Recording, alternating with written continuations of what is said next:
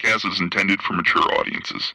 The views and opinions expressed are those of the panelists and do not reflect in any way those of the podcast partners, sponsors, or affiliates. Enjoy. Hi, this is Michael Buffer, and you're listening to the voice of the people. Let's get ready for Boxing Voice. Every day I'm hustling, hustling, hustling, hustling, hustling, hustling, hustling, hustling, hustling, hustling. Every day I'm hustling, every day I'm hustling, every day I'm hustling, every day I'm hustling, every day I'm hustling. Sky's the limit, baby. ThaBoxingvoice.com. We don't fight for rings and stuff like that. I don't fear anyone. En este deporte no se viene a jugar y no le tengo miedo a nadie. We don't come to play in this sport. I fear no one in this sport. Does that mean that you will fight Triple G later this year? Como lo dije en la pelea pasada, ahorita mismo me vuelvo a poner los guantes. As I said in the last fight, right now I'll put on the gloves again. ¡Viva México!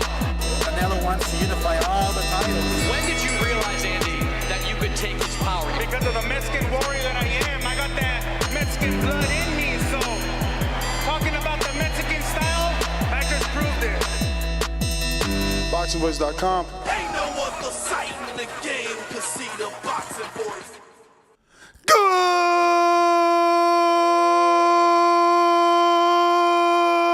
morning, TBV.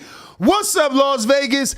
Good morning, boxing world. Good morning, Bo Mason. What's up, baby? What's going on? Thank you for joining me, as I've been sitting around waiting for Danny, who's overslept. But we're here to talk Canelo Alvarez, Triple G, the third fight, and the fact that Eddie Hearn believes that particular fight will generate 3 times the amount of revenue that Spence versus Crawford brings in. Now, I know this is a boxing show, and maybe some of you are like, who gives a fuck how much they make? It's not my money. You're right. But we needed something to talk about this fine morning, as a lot of you who claim to be boxing fans really weren't coming out for our 4 shows consecutive on the new star that is born, Jesse Bam Rodriguez. So if there are any Jesse Bam Rodriguez fans out there, please do call in. We can continue to celebrate his achievements the way we normally do anyone else's. You know, normally we sit there for the live fight chat on a Saturday. We come back on a Sunday to celebrate, but it spills over into this week until the fight week picks up, which should be maybe a Wednesday or a Thursday, depending how big that fight is, even a Tuesday.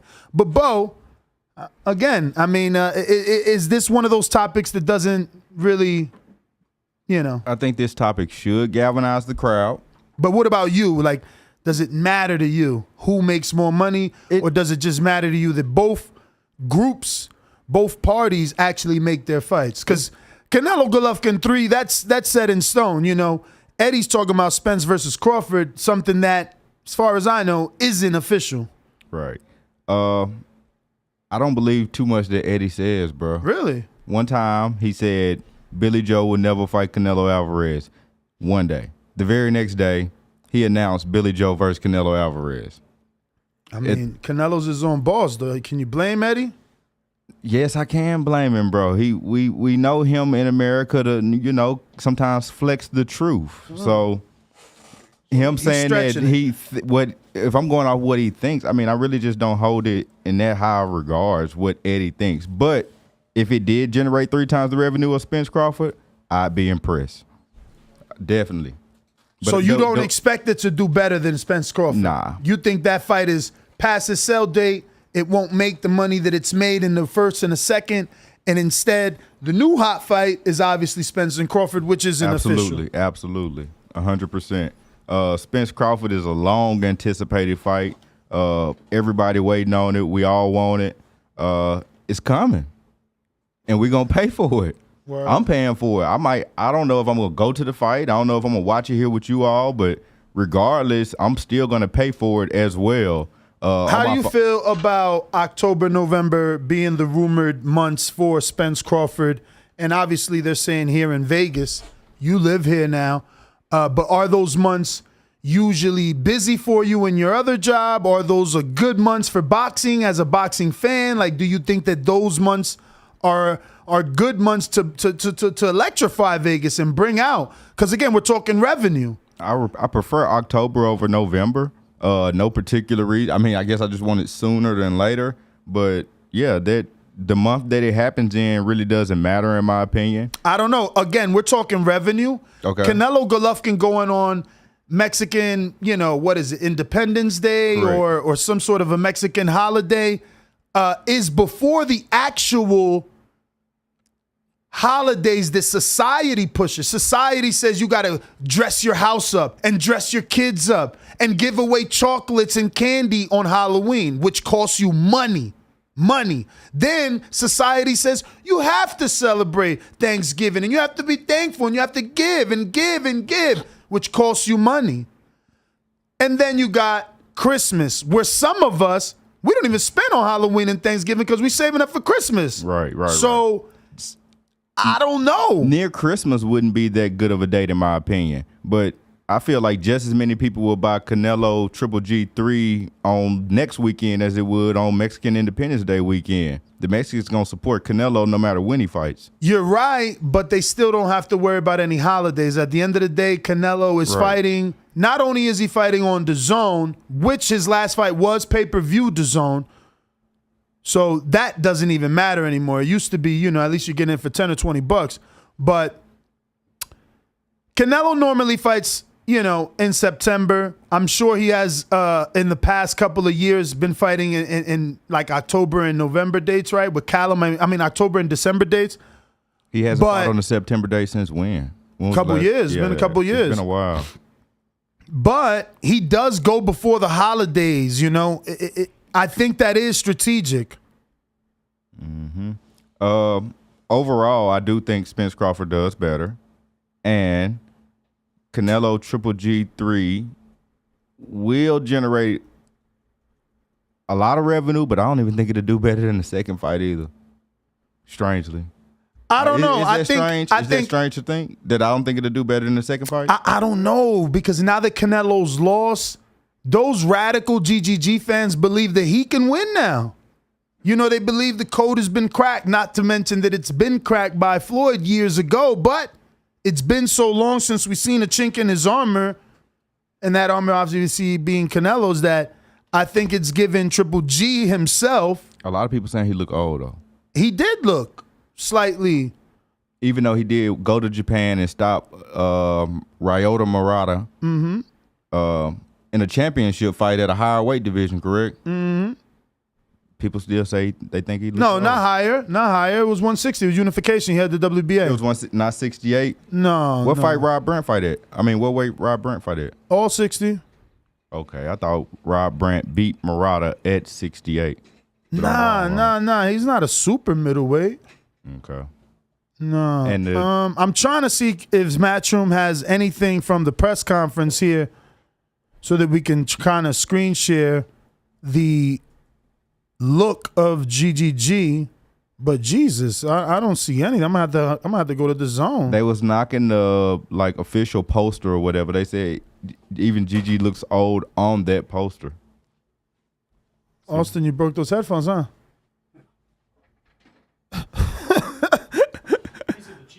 And we do have our first guest here. He's right there. Look, our first guest. Along with the man, the myth, the legend himself, who's gonna take my spot here in a couple moments when Austin fixes the cameras. You're looking fresh today too, bro. Fresh. What's that? That ain't the Walter Payton, is it? The Devin Hester from Miami, Florida. One of the best. All right, let me get a screen share, full screen. And this is the pictures of Canelo, Triple G. I'm going to go ahead and zoom in. I don't know that we can say Triple G looks old. Are there some other pictures maybe where we'll see better wrinkles in his eye, which honestly I can see them right there, But Eddie has bags, and that's because he travels hard for, Matchroom and trying to keep things going. But we do have our first guest, Aaron Thompson. He will be coming in the studio in a few seconds here. And Danny Alvarez, a.k.a. Ringwalk Danny, will be joining us in just a sec. Okay, so he joined you a little earlier. What up? My bad, yo. No, we could have kept you in the backgrounds in the shadows. But we are talking GGG, Canelo, kind of versus Spence Crawford. This is Eddie Hearn. He's such an intelligent promoter. How do you get people talking about Canelo Triple G? You get them talking about Canelo Triple G by attaching them to the biggest fight in boxing. How do you attach him to the biggest fight in boxing? By saying that this fight is going to do better than that fight. The one that everybody's craving for, the one that everyone's clamoring for. He's attaching this is like a buy one, get one free. You know what I mean? Because we already had this and we don't really want it. Unfortunately, there is no free in this. We will be paying. But let me get a screenshot yet again, full screen. Look at Canelo's face. You see, Canelo is acting like he's got an issue with Golovkin, but it is my belief that this is more than Golovkin. You know, he understands entertainment, so he is entertaining us, but I think the chip that he has on his shoulder is because of the loss, not because I got to fight Triple G again and he's been talking smack. No, not at all. This is more like I got to prove to you guys that I'm still that top dog, that was just me biting off a little bit more than I can chew. I got to prove to you I'm not vulnerable. I got to prove to you that I am still the best. And that's why he's coming in with that look from the beginning. But, Bo, whenever you're ready, please bring in the guests so we could get things going. And, yeah, what's going on, Danny? Shit, champ. I was just obviously clearly seeing the picture that you're showing, and I'm thinking to myself as to what you're saying, and I'm like, wow, he really might be right. Like, Canelo really might be, like, that honed in on the loss. Like, I don't know, he just seemed upset. Look, I've told you I'm a big fan, and obviously I was a big fan of the first two fights, but, you know, it doesn't have the same flavor that it did back then. What do you mean, flavor? Because I think that now, if not the Canelo fans, the Canelo detractors, the guys that don't really think he's Mexican and the guys that support Triple G now think Triple G has a shot because he looked good in the Mariota fight and then Canelo lost in the Bivol fight. Yeah, you know, for me, my thing is, I'm going to be honest with you, champ, my thing is that at the end of the day, who talking about it? Like, who calling in and letting us know, you know, that, yeah, they like that, this, that, and the third. No, bro. To me, that's not the case. But we have been joined by our first two guests of the day, Ness. What's up? So which one is Aaron Thompson? Right here. How are you, man? Man, you guys look big. So you're a heavyweight then? Yes, sir. What's your name? Jihad, so well. You can extend the mic, both of you, to reach you so you don't. Okay. Yeah. So what you got there, buddy? I got a trophy. This is the team trophy that Team Oregon won at our tournament yesterday. Oh, shout out to Oregon, man. Shout out to Esteban out there, man. Yes, sir. Oh, y'all know Esteban? Yeah. We know Esteban. We don't know if it's the same one. It's a southpaw. Partner, yeah. He nice. Yeah. He got a couple losses as amateur, but he nice. Yep. He's just, it's right here. He be nervous. He be in his fucking head too much. That's crazy. But he's nasty. Yo, you know what we call him over here? He's really known in there because he's fought for me like 3 times. We call him TBV's version of Laura because he's like Islandri Laura, and he's physically very in shape. But you guys look lean as hell, man. Shout out to Oregon, man. You putting them on the map then. Yes, sir. Thank you, man. So who fought yesterday? The both of you? Yep. Okay, so who wants to go first and tell us all about it? I could not make it, unfortunately. I just moved to Vegas, you know what I'm saying? The show's been going on for over 10 years, but we just brought it to Las Vegas, and I'm still trying to buy a house, man. So I was house hunting all weekend. But tell me about it, man. Firstly, happy belated birthday. Oh, thank you, man. I appreciate it. I know it's a little late, but I appreciate it nonetheless, man. Thank you. That's shocking. Hey, and shout out to all the Geminis. Oh, shit, let's go. I'm a Sagittarius, so that's a twin flame. Oh, so, I didn't even know that. Yep. Okay. So, Sagittarius is what month is Sagittarius? It's late November into December, so like you got like the 20-something, like the late 20s. Oh, so it starts 20. Yeah, like 23. So November 19th and before is Scorpio. No, I think like 21st to 22nd and before Scorpio. Yeah. Yeah, I'm November 23rd, so it's interesting. It's on the cusp. So, but I'm a Sagittarius, man. We got like very common traits, man. We just be vibing. But so anyways, are you guys brothers? Nah. Look a little bit alike. We is now, you know, but Okay. you feel me? Yeah, not real. related. It's crazy, man. He just recently he joined in the summer, so it's kind of vibe, bro. Like that dude is my twin for sure. Okay. But he heavyweight, I'm middleweight. I'm 165. He's 201, 203. My fight, I won best boxer of the night? entire tournament. Okay, the tournament. Little thing already snapped. Oh, man. Crazy. See, We got to that's glue that. crazy. I put it in my bag for 1 second.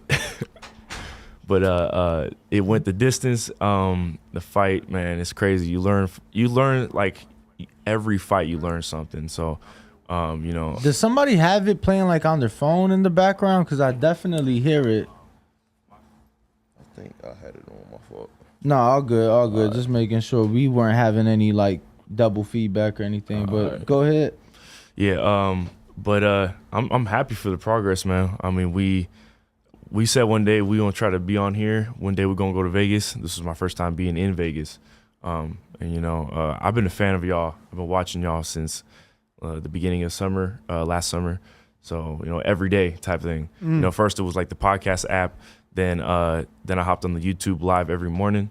I work at the University of Oregon. So, you know, they got our schedule 6 a.m. every morning. I'm working. So I put y'all on, put the headphones on. I'm working solo. And I'm just listening to y'all all day. And I'm like, man, I'm going to be on here one day. All right, well, here you are. That's what's up, man. That's what's So up. how many fights you have? About 15 as of yesterday. And it's a low amount, and I want to get as much as I can, of course. How old? I'm 24. Okay. So I've had, let's see, I'm Golden Glove champ. He's Golden Glove champ, obviously. I think I've been boxing for about 3 years, competing for 3 years now. I think by my 5th fight, I managed to get my Golden Glove shot. This dude, by your first fight, his first fight was State Golden Gloves. State Golden Gloves. So we didn't know each other at the time, but dude, it's incredible, you know, just to see where we're at now. And only 15 fights. For sure. You know, seeing how far we're going, you know. So the progress it's a blessing, you know. So what is the goal for you? You know, I definitely consider myself going pro. But the goal is the Olympic trials, qualifiers. I'm gonna be a national champ, hands down. That's what's gonna happen. So we're gonna put in the work and get as far as we can get. And you know, learn as much as we can in the amateurs before we go pro. So, you know, like I said, every fight you learn something. So that's what it's all about, man. Is just so you have a day job or something. There's something that you're falling back on, because if there's no rush to turn pro, you obviously have no rush to make professional checks as a fighter. Well, I would say with my work schedule, working at the university, they got me Monday through Friday. So it's kind of a thing of 6 a.m. every day. I can't be messing around, doing nothing. I can't be getting into trouble or nothing. So it keeps me in a steady pace of just staying out of trouble. So all I do is go to work, go to practice, go home, get ready for bed, and repeat. You said 165? Yeah. So I have a question, because when you say, I see on your Instagram, you say you're a student athlete. So I'm not trying to be funny, but is the athlete part to boxing? Because clearly, like, I'm used to student athletes performing obviously at a collegiate level, or so that's why I was asking. I didn't know if there was something else that you did, because I see that you skate and you paint too. Yeah, I do. I have what a lot kind of skating? Oh man, roller skating or like skateboard? I do even as far as like rollerblading, BMX biking. I've been skating since I was like young, like 5, 4. Like as far as I can remember, but every day in the skate park type thing. I think my athletic skill would not be here if it weren't for skating, or it helps with your hand-eye coordination, you know, fast breaks. You know, you're used to just thinking quick, you know, and also retrying after every fall, just keep going, you feel me? So skating definitely is a part of me. During COVID, I picked up rollerblading. You know, we all had to kind of do something to sort of cope with the bullshit, right? So I just bought rollerblades one day, and I refused to like kind of relapse on whatever was, I don't know, everyone was sitting inside. I didn't want to sit inside. I wanted to go out, stay in shape, work on my legs. The one thing boxers don't work on the most is their legs. So I bought rollerblades and just started staying in shape every day, skating. And, if everybody's inside, I'm going to be outside on the streets surfing the concretes, So, yeah. So that's pretty dope. What's your name, brother? Jihad Sowell. Jihad. And what, Jihad or Jihad? Jihad. Okay. Oh, Jihad, okay. And how old are you? 20. Okay, you're young. So how many fights do you have? I only got 5. Yesterday was my 5th fight, yeah. All right, so you just started. So you only got since the summer boxing. My first fight was in 2020, right before COVID hit, and then COVID canceled so much shit for me. Had you been training throughout that whole time? Absolutely, yeah. And I had 4 fights this year so far. So Okay. what made you pick up boxing? My dad always had me around it since I was little. So in what way? Like did he box or? Yeah, he was a professional sparring partner. He trained a couple pros like Mike Wilson, for example. I don't know if y'all know him. I've sparred with him. I've sparred with a couple different pros. But just one day I just was You watching. could definitely put it on the table right there. Oh yeah, all right. Yeah, man. Fuck it. Just let it get in the way. Fuck it. It's kind of wobbly. So good. But yeah, one day I just went up to him. I was like, Pops, I want to be like a fighter. I want to be a boxer. He was like, all right, son, I'll train you. We've been to a couple different gyms. But I think everything is meant to be, and everything happens for a reason. And ever since I started training with Aaron and Myron, my level has just progressed tremendously, and I feel like it's really only up from here for real. Now, do you guys? How many people are in that boxing club? Because I heard it was pretty scarce over there. Yeah, with work and fighters in general. Mm-hmm. So how do you guys make it happen? I say people from Portland, when we come out, we have some pros like Miklo Arnold or Victor Morales. I want to spar. I know Victor. I've known Victor since before he turned pro. Yeah, Victor that signed a Porter at first. Yeah, and then he was with Golden Boy. Yeah. But he's small though. Yeah, I wouldn't be sparring with him, but we have some people, we have an exchange student. He's a Japanese boxer. He fights at 140. We have some guys who really want to this dude goes to the University of Oregon, so he just wanted to box with us, and it's incredible seeing international skills from all over the world, and they want to be a boxer here in America. And we want to get some people. We've been just honestly reaching out. People will travel out to our club, or we'll travel out to Portland and just spar some people if we got to. How far is that for you? What's the drive like? A couple hours, sometimes longer. Yeah, I know I'm not tripping. Have you guys not reached out to Jose Benavidez? They're out there. No, but they're in Washington, but I'm saying what part? Oof. It's Seattle, Yeah, I'm pretty I thought sure. they said Seattle. Yeah, Seattle. Pretty so sure. How far is that? You talking about David Benavidez, brother? Yeah. How far is that That's for one you? of my favorite fighters. Washington? Probably a little further than It's, Portland. It's a couple hours. We're in the upper part of Oregon, so I'd say Washington is really honestly 2.5 hours, 3-4 hours.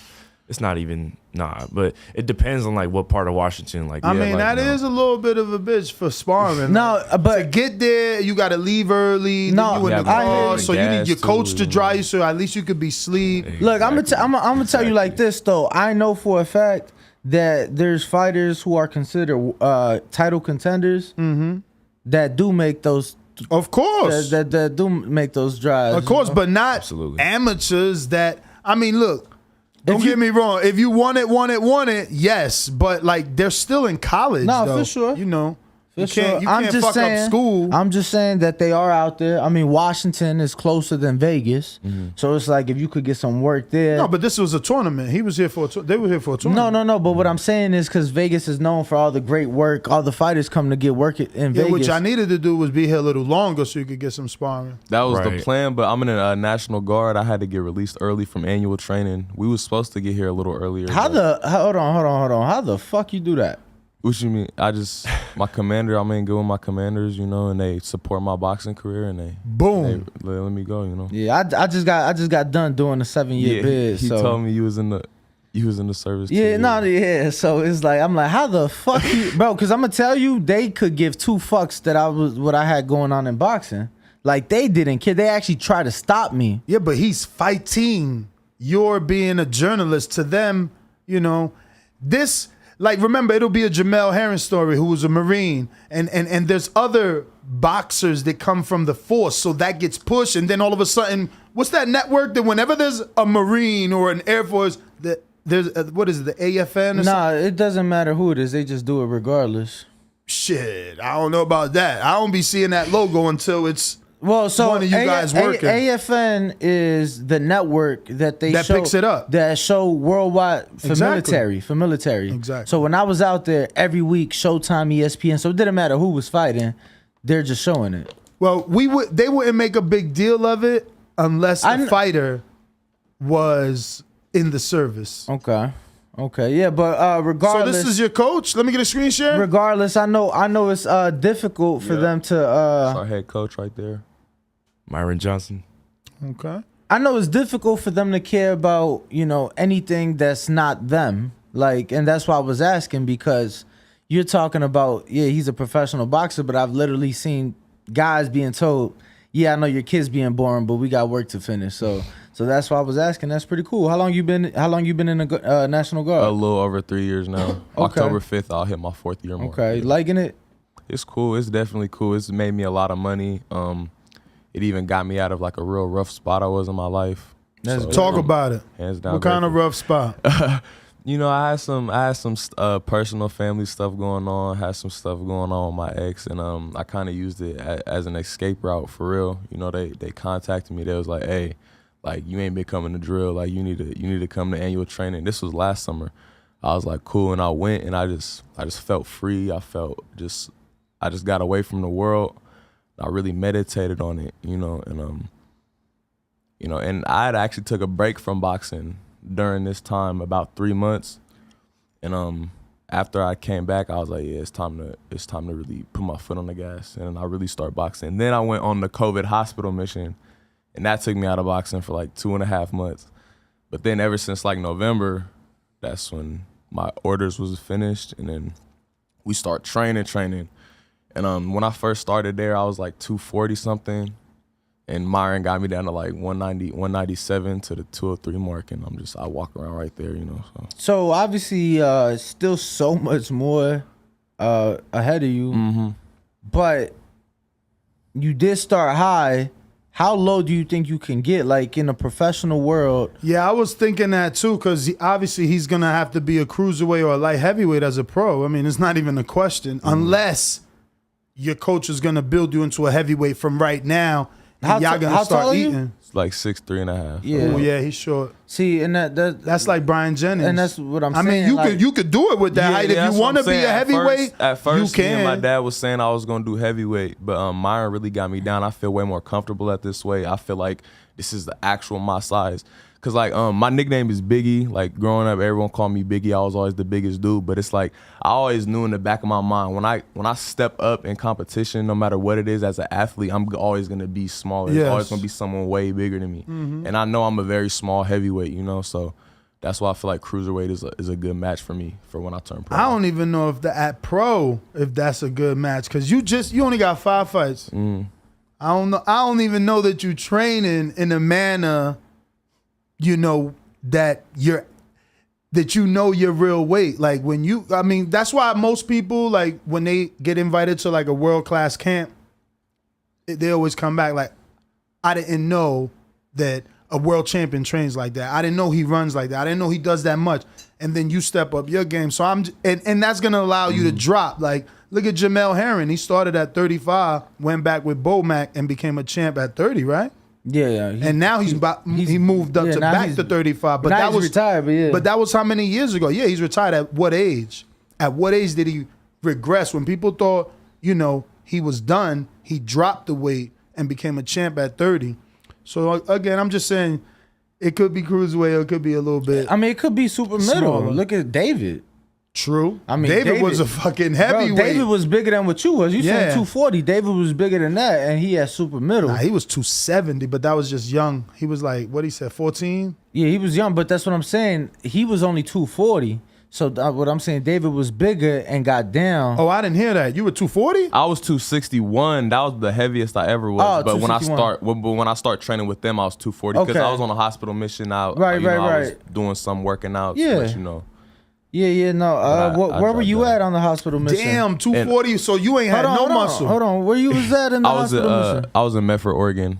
Oh, okay. So you was locally, just helping out. Okay. Helping out at the hospital, yeah. Okay. So 240. you was just sloppy or what? Because I'm trying to figure out how 240 look on you. Because you look lean right now. So it's like, yo, where the 240 at? Hey, show them the before and after. Yeah. Oh, you got the pics? I got a pic. Is it on your Instagram? What is it? on my What's your Instagram? Biggie__. The I is a 1. Oh, I think I got it right here. BIGGY. How far do I gotta go back? Just scroll down a little. Oh, this side by side or go further? Yeah, it's the side by side. Because this one say 261. Yep. Okay, you was not. I mean, you definitely Pull it up now so we could. definitely pudgy there. Mm-hmm. You lean a motherfucker right now. You even look taller. I think he's buffer now, to be honest. Yeah, I'm For way real? leaner now. Yeah. I posted this back in like February. For real. Yo, it's crazy. This is my first cut down, and then like I built muscle, and I like. lost So at the that same picture time. on the right that says February 2022. Yeah. When did you start training? Like, you get what I'm saying? Like, if that was May, when did you start training? Because clearly, May. November. So like. So from that was November to May. February, you went from that. Mm-hmm. Oh wow. From 240, but so from May to like October-ish, I went from 260 to 240. Okay. And then from November to February, I went from like 240 to 199. Damn. That's 4 months. So you working for sure. Mm-hmm. Lot of running. What is it? A lot of running, a lot of calisthenics, a lot of light weights, dieting for real. I be fasting a lot. Oh, That's how I really lost a lot of I my wanted fat. to ask you guys because being amateur fighters, you weighing in day of. Mm-hmm. So obviously in tournaments, when you win and you advance, now you got to do the shit every day. So how has that been for you guys making that adjustment?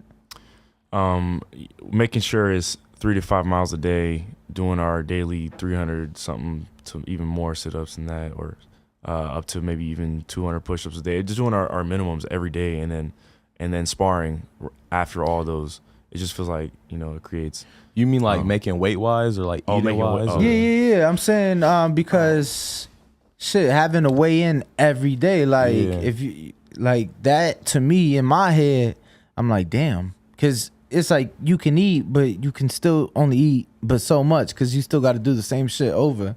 So I was just I feel you. Yeah, I was- got the perfect answer for you. I ain't gonna lie. I was thinking the same thing. The night before my fight, so I had a bye first in the tournament, right? Because my opponent, I was warming up with my coach and everything. As soon as I was gonna go up, they was like, "Oh, your opponent, your match was scratched. Your opponent had an injury to his eye during training camp or something." I was like, "Bro, what?" So I was like, "Whatever, it's a bye. I'll just fight tomorrow in the finals." We ate spaghetti.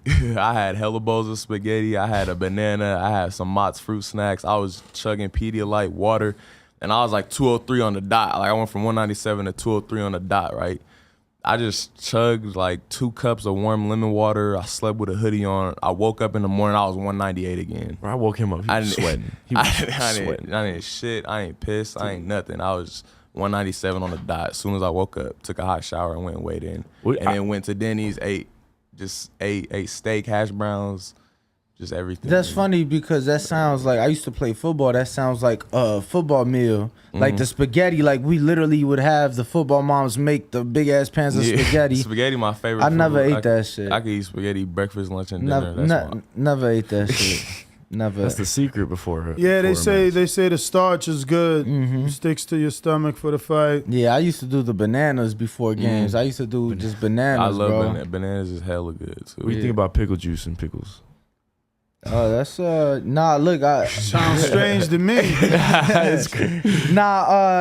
yeah, I don't know. I literally just saw I've never. somebody. I mean, are you just saying like as a snack, or you're saying as like some sort of fat burner? It kind of like keeps you from cramping too. So and also helps with energy. Never heard BYU football does it. That might be my new question. I've never heard a fighter talk about pickle juice or pickles. When I was in boot camp, our drill sergeants used to make us carry around mustard packets, and every time we get a cramp, we just suck one down, and that shit went away instantly. You know, it's funny. I've heard that for heartburn too.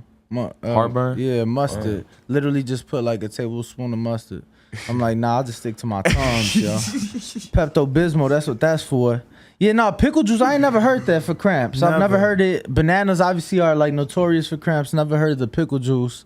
But that's kind of weird. I don't know that I'd want to, I'd want to try it. Have you tried it? Yeah, Has it worked? I mean, I'm not really like, I wasn't so like religious about it, you know what I mean? Like I wasn't heavy on it, but in worst case scenario, it's something salty. I feel like salt keeps you from essentially like cramping up, or sunflower seeds, in some football games back in the day when I was playing ball, like if I'm cramping up or, I got my athletic trainer, but here, take some sunflower seeds, or some homies would have like a jar without the pickles, just the juice, you just drink it.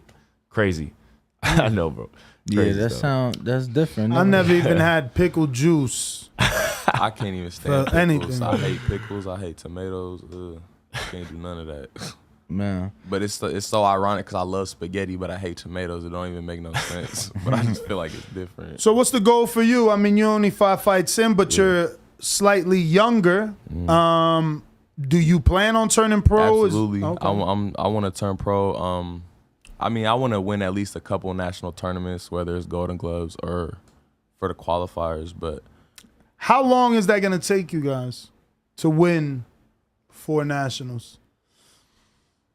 We have nationals next month in August, and then we have nationals in December for like USA internationals. They're like 2 different nationals, but next year will be another 2. So it's only 2 per year. Believe so. That's some bullshit. Mm-hmm. Is it because it's only in your area? Could you travel to another one or something? They have because I'm not. Yeah, because it's very qualifiers. I think qualifiers. I'm not very versed in amateurs like that, so I don't know. Like, if I fight in Oregon, can I just drive to fucking Atlanta and there's another nationals there, and drive to New York? And I need to do that because I know I've what is it? Is it Louisiana where they do the Shreveport? Nationals? Yeah, the nationals. It varies. Like this year's gonna be Oklahoma. Where? I believe before COVID. Shout out to Izzy. Yeah, Tulsa. It'll be in Tulsa. Okay. Yep. Shout out to Jeremiah Miller. Jeremiah. A couple years, I think before COVID, it was in Kansas City. So it just kind of, they go all over the place, but where everyone can meet in the middle.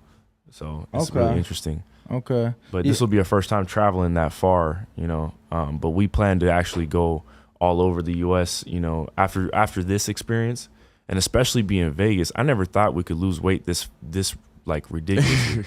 Like it's ridiculous compared to Oregon, bro. How like cold it can be up there. We got to be like working and running and getting hot with sauna suits. But out here, it's like I could walk, literally like be outside and sweat, and I can make weight easy. I mean, it's ridiculous. That's so funny because we were saying the opposite yesterday. Yeah, we were saying the opposite. Like we were saying how like if you were in a city like Houston or yesterday Miami, was 110, bro. Yesterday was 110, and I didn't sweat at all. And that's all I kept telling him. Like, yo, if this would have been Florida, you know what I'm saying, and it would have been 93 degrees in Florida or New Jersey, I'd have been sweating like this right here, wet. You know what I'm saying? I'd have been. Nah, see, that's because you got to put the deodorant under your man boobs, bro. Nah, bro. I don't. First off, I've lost hella weight. I don't got none of those. So but, then, deodorant. why else would you be sweating right there? Because my stomach. If you ain't got no 6-pack, motherfucker, that chest sitting on something. Fuck you. We ain't them. Yes. But listen, have you been to Oregon, bro? It gets cold, man. I mean, so what's the plan? Y'all both grown-ups. I mean, if you serious about boxing, when y'all getting to Vegas, it's cheap as fuck out here, let me tell you. Like, for for I rent. ain't gonna lie, That's we've the plan. been. That's the like, plan. What? what's You making crazy. faces? You don't think it's cheap, engineer Austin? No, I had an apartment I was paying $770 for like a few years ago. Is now $1,500. Oh my God. Rent is not cheap. Yeah, out but there. that's because you're a Oregon. local. That's because you're a local, and same thing for him. Like he came from somewhere else and True. found it extremely cheap, and now he sees right. Like the if you're price coming hike. from Oregon or California, it's cheap here. But take a look at Bo. He just came over. He's like, bruh, I was paying this for an apartment. I have a whole house here. You know what I'm saying? So it is different. Nah. And believe me, I seen rent yesterday for a whole house for $14.93. It was listed that they were getting that for several years because I'm buying. So the house that I was looking at, they rented it, you know, at $14.53. Or not the one I'm buying, but one I was looking at, they were renting it. And I'm like, damn, that's pretty cheap. And my girl was like, no, that's decent. And I'm like, yeah, decent for the person is renting. Pretty cheap for Is that me a as a one landlord. Like, I bedroom? want to make more than that. I don't know. Hell no. That shit was a whole house. Nah, you ain't getting that shit now, man. Cause I agree with Austin, bro. When I moved out here, like I'm from Chicago, shit out here, I'm like, damn, it's so cheap. Yeah, but like, again, where? Because you see where I'm looking a No. little more removed from this area. No, and I was removed from this area. I'm saying like I had a nice apartment, and I'm like, damn, I was paying $9 in Chicago. I was paying $8 for some shit in the hood. Well, fuck all that. It's two of them. They better room up. I see them yeah, taking for sure. pictures together. Shit, go Make it room up, happen. make it That's happen. crazy. We already talked about like when we have more fights and we get a little bit more well known, like we gonna think about moving to Vegas together. I was supposed to move to Vegas from Medford, but I moved to Eugene instead and end up training with them. So I feel like that was more meant to be type shit right there, you know. So For sure, but that was just one phase, you know. You probably were meant to link up with him so that y'all both could make the move. You know what I mean? Because absolutely, it's easier with a friend than it would be to move out here alone, completely alone. You know what I mean? At least you have a buddy that's into it. But I would rather buy a little house. I got my uncle. He was in the military for I think about 10 plus years and stationed out in Hawaii. But he wants to move out to Vegas. So you know we're thinking about he buy a house and then boom roommates. And then cool, make it work. Happen, but that's the done deal, man. We're definitely going to be coming out here, but it's just a matter of when, you know, in terms of experience. And we've been just constantly grinding. well, that's why I'm pushing you it know? because experience is what you're gonna get here. You're gonna get a reality check. You're either gonna want to do it or you realize it's not for you because, I mean, there's work everywhere. You know, Yeah, and look- there's tournaments here. I mean, there was just a tournament. They had a green belt. Now in August, they're gonna have another one in the Resorts World. So Yeah. like, you will actually get fights here, and California's right there. So you'll get more fights if you really want to fight and advance your amateur career. I mean, Oregon is like not a boxing state. Nope. And I know your I coach may agree. not like what I'm saying, I but it's agree. just the fucking truth, you know. No, he knows, If you too. want to go, because you're 23, you still got time if you're gonna eat and be a heavyweight. You know what I'm saying? But like, Look, perfect example. Like, who said Mike Wilson? You said you sparred Mike Wilson, right? I know he's from Bedford, right? Yeah. It's like he had the opportunity with Michael Hunter, right? So I don't know what type of work he's getting out there, but you look at Michael Hunter out here. I just saw him sparring Joe Joyce. You know, Johnny Rice, Joe Joyce, like he was offered to spar Lawrence Okoli, which if you would have been here, because you know me, Lawrence was looking for sparring. I got him to sparring with Johnny Rice, so I could have been like, oh, I got this amateur kid, and I don't know if you remember, that dude didn't even have amateur fights. Oh yeah, no, there was a guy that sparred. There's a fucking guy. Yo, shout out to him. We gotta get his name. He a real one. He just started boxing in January. Actually, my man from Bones should text me right now or DM me. Yeah, because they listening. Because they listen. Bro, he started. We don't know his name. He started boxing in January. Like picked up the sport in January. Got in there with Coley. I mean, current world champion. He looked got in there and crazy. sparred. He looked crazy. Like some of them shots he was throwing, and he was like, it would look like he was going for the shoot. But he got in there with a world champ, and the world champ wasn't like backing up at first. I had to go around the corner like, yo, you know he ain't got no fights. Like he's not an amateur. Or nothing. He's like, nah. They told us. I'm like, okay, ain't look like they told you because you put some leather on that boy. You know what I'm saying? But no, he got some rounds in. So he did. You know, just going to show like obviously you definitely could get some top level work out here. And there's so many gyms here. Like we talk about the popular ones, but there's so many gyms here that it's like every day someone is like, yo, come to our gym. I'm like, what the fuck? What is this? Let me tell you, probably I've been out here 7 years, been around so many big names. The most probably the craziest sparring I've ever seen was in Barry's, and that's a gym that's so underappreciated. Nobody really talks about it. But Barry's boxing. Yeah, man. That's where we fought at. I saw their guys too. So me and them fought their champs. Okay. Oh wow. It was quite the experience. Yeah, I saw Tank called the owner at like 2 a.m. to come open the gym because there was another fighter talking shit. And he like, fuck it, we gonna settle this right now. So I got to see Tank spar at Barry's at like 3 a.m. a couple years back. So there's so many gyms, so many opportunities, bro. It's like I said, been out here 7 years. There's gyms I've never even stepped foot in. Because it's like, damn, how long you been here? Oh, been here 15 years. I'm like, you never knew, you know? Honestly, we first day we showed up at night, I was like, yo, we got to go to a gym. And what was like 8 p.m. We walked over to City Boxing. It's more downtown, so we didn't know where the hell we're doing. But we went to the nearest gym and we walked. I mean, we were walking. I think it had been like 2 miles. And it said they were open. He be dying in his vein. Oh man, we were walking there and they were closed. So I'm like, all right, well, let me just see if I can call somebody. So I call the phone number and coach answers and he said, oh, I noticed you're a 541 number. That's an Oregon number. My daughter, she goes to school at the university. So I was like, oh, cool, yeah, man. He's like, I wouldn't have picked up the phone if this wasn't an Oregon number. Yeah, could have been my daughter. I was like, yeah, man, we fight out of West Eugene Boxing, so we're out here. We're just trying to get some training. He's like, oh, okay, cool. Come in the morning. So what we did was like, okay, well, we're here already, so we're just gonna do a workout outside. So it was hot. Oh, that's the Instagram when y'all start working out. But that was late night. Yeah, we didn't care, bro. We was just kind of doing some some little. It wasn't like necessarily sparring. It was it's more like sparring. Yeah, and then we did break into a sprint. Just trying to get hot and just get to understand the what's it called? Elevation, like heat or air, just air in general. Cause I ain't gonna lie, like that ring yesterday was just so hot. It was just hot as hell. And it's different out here. Oh God, for real, man. It's different. Actually, when Victor got signed to Sean Porter, like I was in the gym when they did the press conference to announce the signing. It was 1:15 that day. It was the day of Terence Crawford, Victor Posto. We was going outside in the 1:15 heat because it felt better outside than it did in the gym. Oh God, crazy, getting hot in there. Yeah, I noticed. I saw Kamel Morton the other day. He was wearing, from top to bottom, he was in a hoodie and he was wearing like leggings, everything, like in this hot weather. And you get used. I'm telling you, look, I'm wearing pants.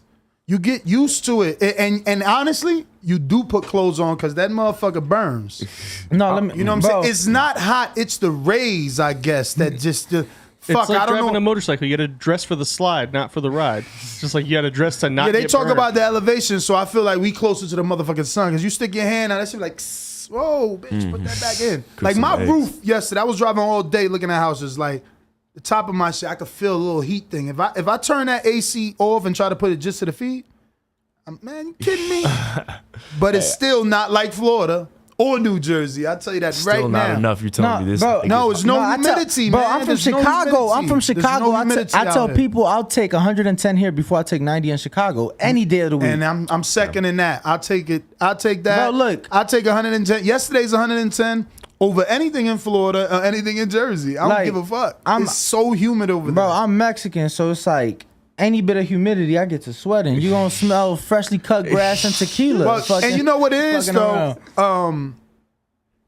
Vegetation causes the humidity. You know what I'm saying? Because the rain and the leaves, they perspire. So it's always gonna be more humid in the Garden State or down Florida where it's fucking swampy. I mean, obviously they're around water too. Like Jersey's on the water, Florida clearly, Chicago even still. But you would figure, Michigan right there. No, see, you get this thing in your head that you're like, oh, I'm gonna live on the water. I'm gonna get a cool breeze. Fuck out, that shit's like sticky. When you get hit with that breeze, now your skin is like sticky. I don't. And it's crazy because I was arguing this with somebody who actually moved to Florida, moved to Tampa. But they gonna lie to you. And they told me, they're like, bro, what are you talking about? They're like, out here it feels like a blow dryer. Out there, they're like you just feel like a cool breeze because it is humid. It just feels cool.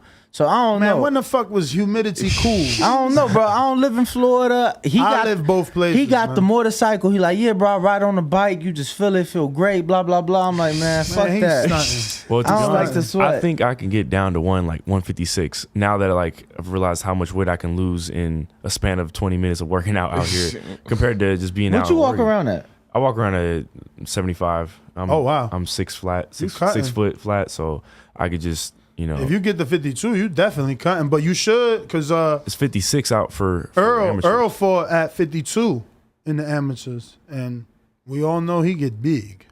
So how much? I mean, see, I want to know how much you walk around at. See, that's Errol walk around well, like he said himself that he said himself he cut 35 pounds. What was it for the? Ooh, come on, Almanac. Was it Danny? One of the fights. Nah, I think it was before the accident because that's when he got Mikey? with a strip. Yeah, probably Mikey cut 35 pounds for. I'm gonna be able to do that. But I'm gonna be honest with you though. I mean, Listen, that's I another gotta- humid city. That's another humid city. What, Dallas? Yeah. Fuck yeah. But I've known people to be in the gym. They're like that. Those are just his genetics. They're like he's dropping 20 pounds, 15 pounds. Regardless. They're like, I mean, I seen him without work. even He's an trying. animal. He's an animal. See, people don't know, like, and people be wanting me in their gym, but it's bad because I tell the truth. Like Errol, sparring, he's an animal. After sparring, he hitting the bag like he fighting, like he's still sparring. There's so many fighters that don't do that. These dudes be lazy as fuck, man. And that's probably why Errol could lose all that weight because even after sparring, he's still working hard as fuck on that bag. The way Devin is shadow boxing, Errol beating the shit out that bag after he done beat heavyweights, light heavyweights, super middleweights in the ring. You see it yourself. How many dudes get out of sparring 8-12 rounds and go actually hit the bag? No, You try to record him like, nah, I'm tired. It's like hiding behind the bag and shit. Bro, these dudes ain't working. I'm keeping it real. There's a lot of dudes out here that's not working. Yeah, no, for sure. And see, I've been out here a minute, so I instantly picked up like, okay, cool, like, you like that. Look, it ain't for me to say. Yeah, but then you get in a fight and somebody pushing you and you overexerted. You're tired. You're anxious and you lost your motherfucking fight because you ain't getting pushed. You need to be pushed. These guys need to work. So a lot of people need to work. I think in a good way and in a humble way, it's damn near good that y'all in Oregon because I feel like an issue with some people that come to Vegas, I think that they come too immature and they get caught up with what they see, right? Because when they coming out here, they usually know a fighter. So it's like somebody already doing it. Somebody already making some money. Somebody already driving a nice car.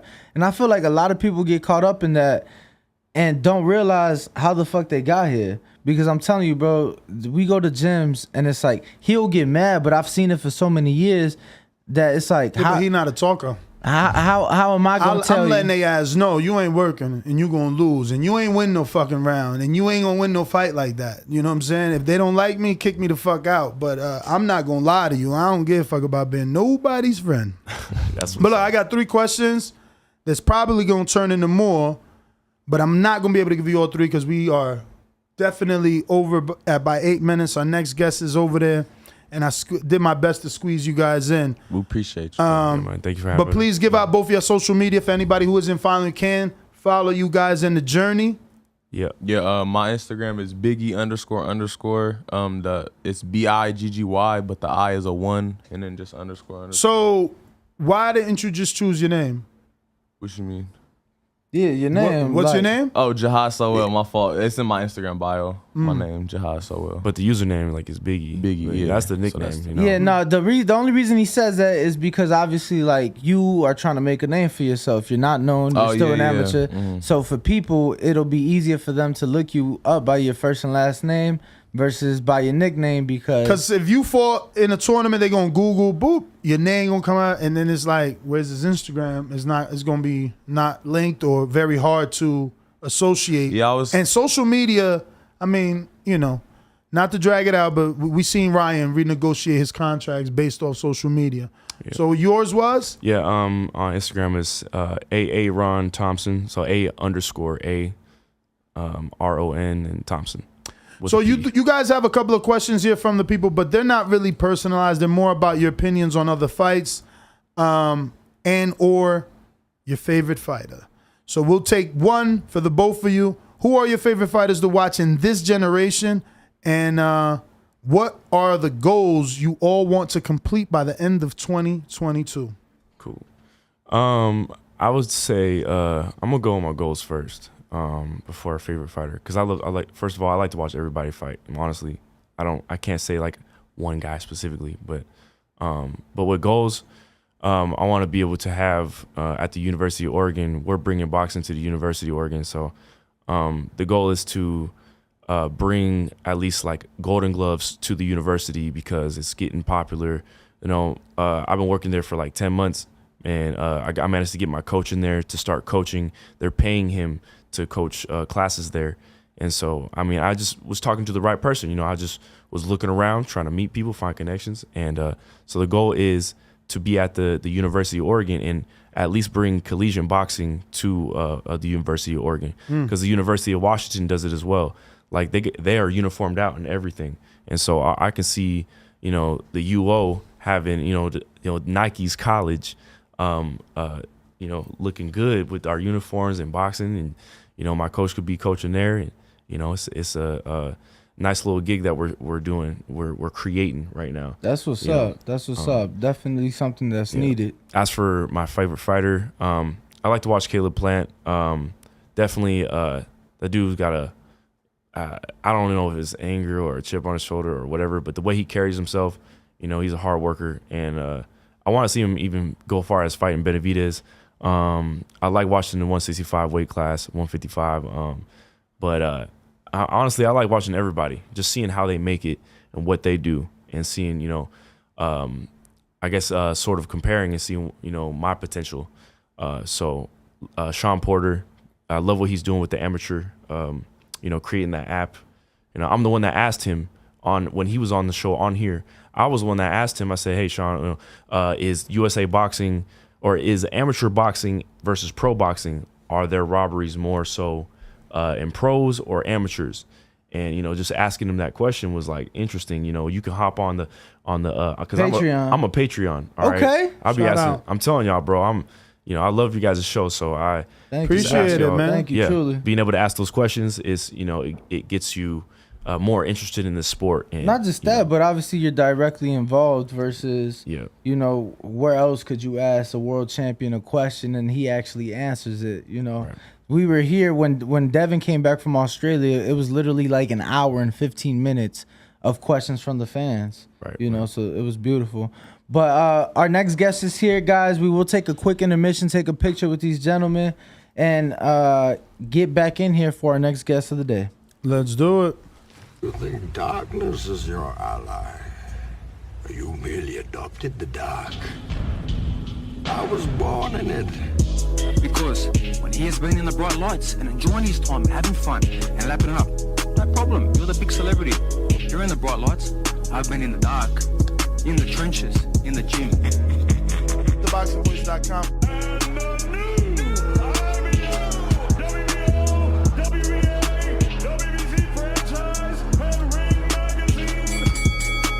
People ask me, when does camp start? Camp started as soon as I bet Teofimo Lopez.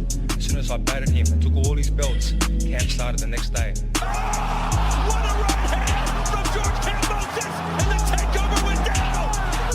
He's a good villain, though. He's a good villain. Do you feel in charge? Could have fought anybody. Lomachenko, Devin Haney.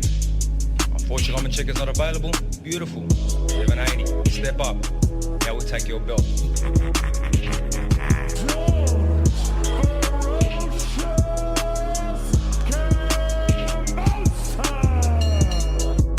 This is Sparta! SDS Promotions. But he says he'll finish his fight as a king. What's a king to an emperor? You are now locked into the Boxing Voice live from Las Vegas with Nesta Gibbs and Ringwalk Danny. Let's start with this. I'm a creative genius. SDS. And now, the most dangerous producer on YouTube, Brandon in Houston. Brandon in Houston. SDS Promotion.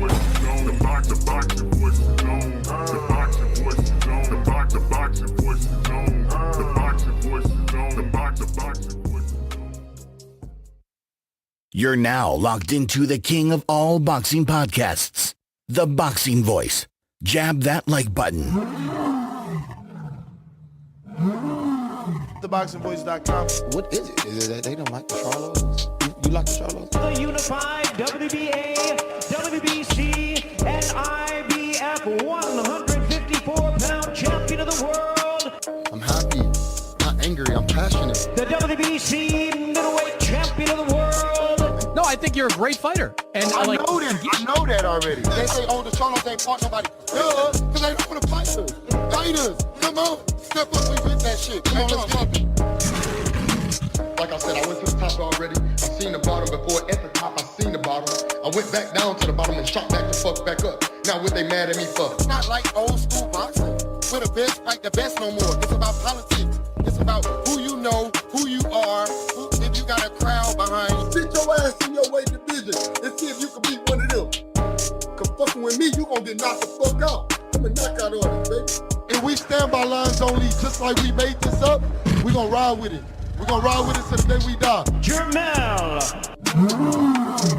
Jamal. Charlo. SDS Promotions. Shut the fuck up, you little prick. Yeah? Yeah, prick. Come on, get him out of here. Okay, you're getting out of here. Yeah, move him out of here. SDS Promotions. Fury's the name, and fucking fighting's the game. His heart's rattling now. His balls have sunk up inside of him. There's a man here that's going to annihilate your daughter. ThaBoxingVoice.com. The heavyweight champion of the world, the greatest fighter that's ever lived, ever laced a pair of boxing gloves on, ever stood in a boxing arena. Me, the Gypsy King. Fury, under the hands of Sugar Hill, is just a different beast. He's a different monster. Joshua's a coward. Usyk's a pussy, and Dylan White don't want to fight. So if you can prove me wrong, get to fucking fighting. These are all coward bumdossers. I'll annihilate the lot of yous and destroy yous. Submit yous. Tap you bitches out. Fury's just too intelligent. When he has to box, he boxes. When he's got a triple jab, he triple jabs. If he holds a handful of stones and throws them at me, he may have a chance of landing something. Chicken! Chicken! Joshua! Where are you? Where are you, AJ? AJ! Dylan White's a bitch. I want to see you. You've got to fight me anyway. Taking supernatural strength. Fury throwing it over again. Oh! And that's it. It's over. Westamora waves it off. SDS Promotions. I'm going to smash your face in too. There's not one thing you can do about it.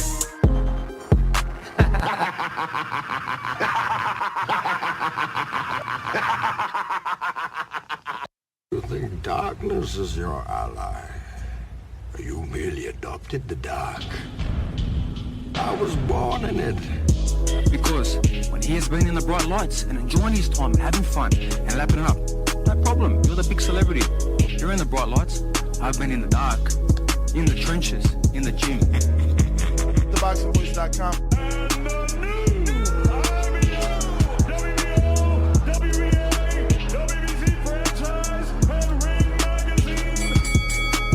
People ask me, when does camp start? Camp started as soon as I bet T from Lopez. As soon as I batted him and took all his belts, camp started the next day. What a right hand from George Kambosos, and the takeover was down! He's a good villain, though. He's a good villain. Do you feel in charge? Could have fought anybody. Lomachenko, Devin Haney.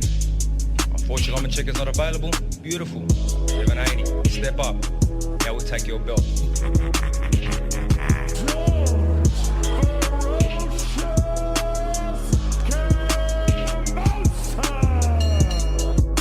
This is Sparta! SDS Promotions. But he says he'll finish his fight as a king. What's a king to an emperor? You are now locked into the Boxing Voice live from Las Vegas with Nesta Gibbs and Ringwalk Danny. Let's start with this. I'm a creative genius. SDS.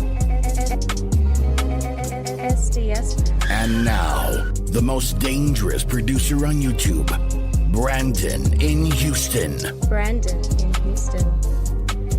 SDS Promotion.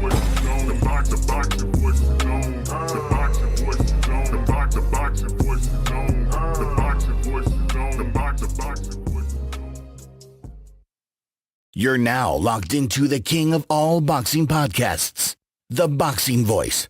Jab that like button. ThaBoxingVoice.com. What is it? Is it that they don't like the Charlos? You like the Charlos? You think darkness is your ally? We're gonna ride with it till the day we die. Jermel. Jamal. Charlo. SDS Promotions. Shut the fuck up, you little prick. Yeah? Yeah, prick. Come on, get him out of here. Okay, you're getting out of here. Yeah, move him out of here. SDS Promotions. Yo, I wonder, did Coppinger ever get a credential after that? He was like, get him the fuck out of here. He was like, oh yeah? What do you mean? You wonder if she? Of course. Yes, I'm just saying, bro. Yeah. Bob seemed very upset that day. You know what I'm saying? I don't know if he was upset. He seemed very upset. But we're going to go jumping straight into our next interview. And this particular fighter trains out of Bones Adams Gym, correct, Bo? Is this the Lithuanian? Costa Rica. Oh, Costa Rica. Oh, yeah. I think I seen him spar at Top Rank. I think I seen him spar at Top Rank. So, do we have the... Yeah, I got his box rec pulled up.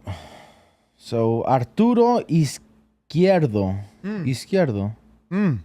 6-2. How many knockouts? 2 KOs. Mm.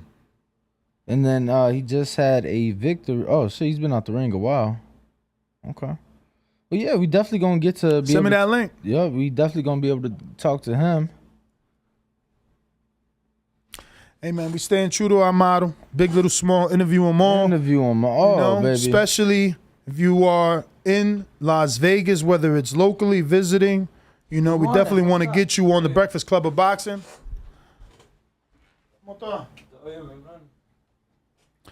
Gracias por venir. ¿Lo encontraste fácil? Sí, yo vivo cerca de aquí. Okay. Do you speak English or habla inglés or? Sí, inglés. Okay, so we'll do it. Oh, so you good with the English? Yeah. All right, we'll do it. Yeah, we'll do it in English. I mean, Costa Rica is, you know. Have you been out there, Ness? Absolutely not. Damn. I've done many searches. Many searches to Costa Rica. The thing is that the resorts are always more expensive than the Dominican Republic, than Jamaica, and even Mexico. So I always end up going to my nice other 3 Caribbean islands, but I've always wanted to go to Costa Rica. They actually have a lot of nice resorts, so one day I will make it. I dated a Costa Rican woman, though. Okay. Yeah. Shout out to you. Shout out to you. Arturo, how are you, man? Thank you for joining us. Everything good. Getting ready, or staying ready, actually. Getting ready for me? Oh, man, wow. I appreciate it. Yeah. You could bring those on. I appreciate it. Yeah, bring those on. I appreciate the gift. Thank you, gentlemen. Oh, man, y'all funny as hell. Y'all got the Mexican. Yo, shout out to y'all, bro. I appreciate it. Let me So put you this drink down. Coronas? Nah, but I will this weekend. There you go. You got it? Appreciate y'all. Thank you, brother. You guys Thank are you, official. man. Yeah, I hope that mean he got me some Red Bull. What the fuck? Oh shit. So how long have you been in Las Vegas? I think 5 years. Oh wow. Okay. So you've been here a long time. Relatively, but yeah, it has felt like a long time. I mean, you're definitely settled in. Yeah. Well, now I'm even married. Oh wow. So you got married here in Vegas. Yeah. You met your wife here in Vegas. Yeah, I was giving her a boxing personal lesson. Look at that. We ended up together. This guy, he knows this was coming. The minute you said that, I know in the back of his mind, he's like, fuck, he's going to bring it up. He tells me he can't find a woman in Vegas. This is the worst city to find a woman. And look, he found love, baby. Tell us all about it. So you were training her, and then, I mean, you know, we were just talking to a trainer. We're not going to say his name. And we asked him the same thing. Like, hey, do you date your clients? He's like, oh, no, I try not to do that. How'd you cross that line? Well, was it her that made the... Yeah, she did this. Oh, she made... Which... Tell me about it. What, you shy now? Like, I could tell that she clearly liked me. Okay. I wasn't... You know, initially I wasn't like a... Student, please. Thank you. It was like a professional way that I would approach everybody. But what can I say? Like, life puts you in certain situations sometimes that stuff ends up happening. You know, like... though I was in a very bad situation in my life, and a friend of mine invited me to a bar to go for a beer, and he called her, and that's where it all started. Oh, so you already knew her because you were training her. Yeah. And then all of a sudden she's at this bar with you. Yeah. So you knew it's like, all right, this is my time. I have to at least talk to her. Well, of course. Outside of, you know, business. Yeah. And how'd that go? Completely great. Like, let's say we started, when we got together, a month later, we ended up getting married. Holy smokes. So you wasted no time. Well. Wow. So that's definitely love at first sight. Yeah, we've been married for 4 years. Wow. So right after you got out, what did your mother say? You're Latino. What did your mother say? No, they all gave me their blessings. After a month? Yeah. Bro, wow. Now I was gonna say I don't know how it is in the DR, bro, but I feel like in Mexico, I feel like that's some normal shit. Like you meet a girl, they get married, they're like 17, and then you know they just start having kids. But my country is not normal. But yeah, no, really? Yeah, no, because no, I'm not. I'm serious. In Mexico, yo, like my dad has nephews that are like 16 and already got. No, I mean, listen, I get what you're saying. Definitely older men date younger women in my country. No, not just that. I'm just saying, regardless, they get. I feel like shit happens just fast and young and. I guess, but not in America. No, definitely. A month is quick. Yeah. You know. Well, so did you guys move right in together? Yeah. Oh wow. As soon as we became like girlfriend and boyfriend, I moved in with her. That's crazy. But you know, but it's been going great. Yeah, it's just that. How's it changed you for your career? How's it made you better as a boxer? Oh, I fight for her. Okay. I train for her. Everything is motivated to give her a better life. Absolutely. And you know, it's kind of a long story. We got time. But I was, I had been homeless for 8 months. Out here? Yeah. Oh. I was sleeping at a gym. I'm not gonna say the name, but it was a very rough time, you know. And she invited me to go to start going, living in her place. And it all fell right. You know. It worked. It felt right. No, that's a blessing. So why you got 2 wedding rings on? No, it's just not one. But it's like 2 fingers. Yeah, I mean, he got one wedding ring and then he got a ring on his middle finger. They're like 2 bands, though. Come on.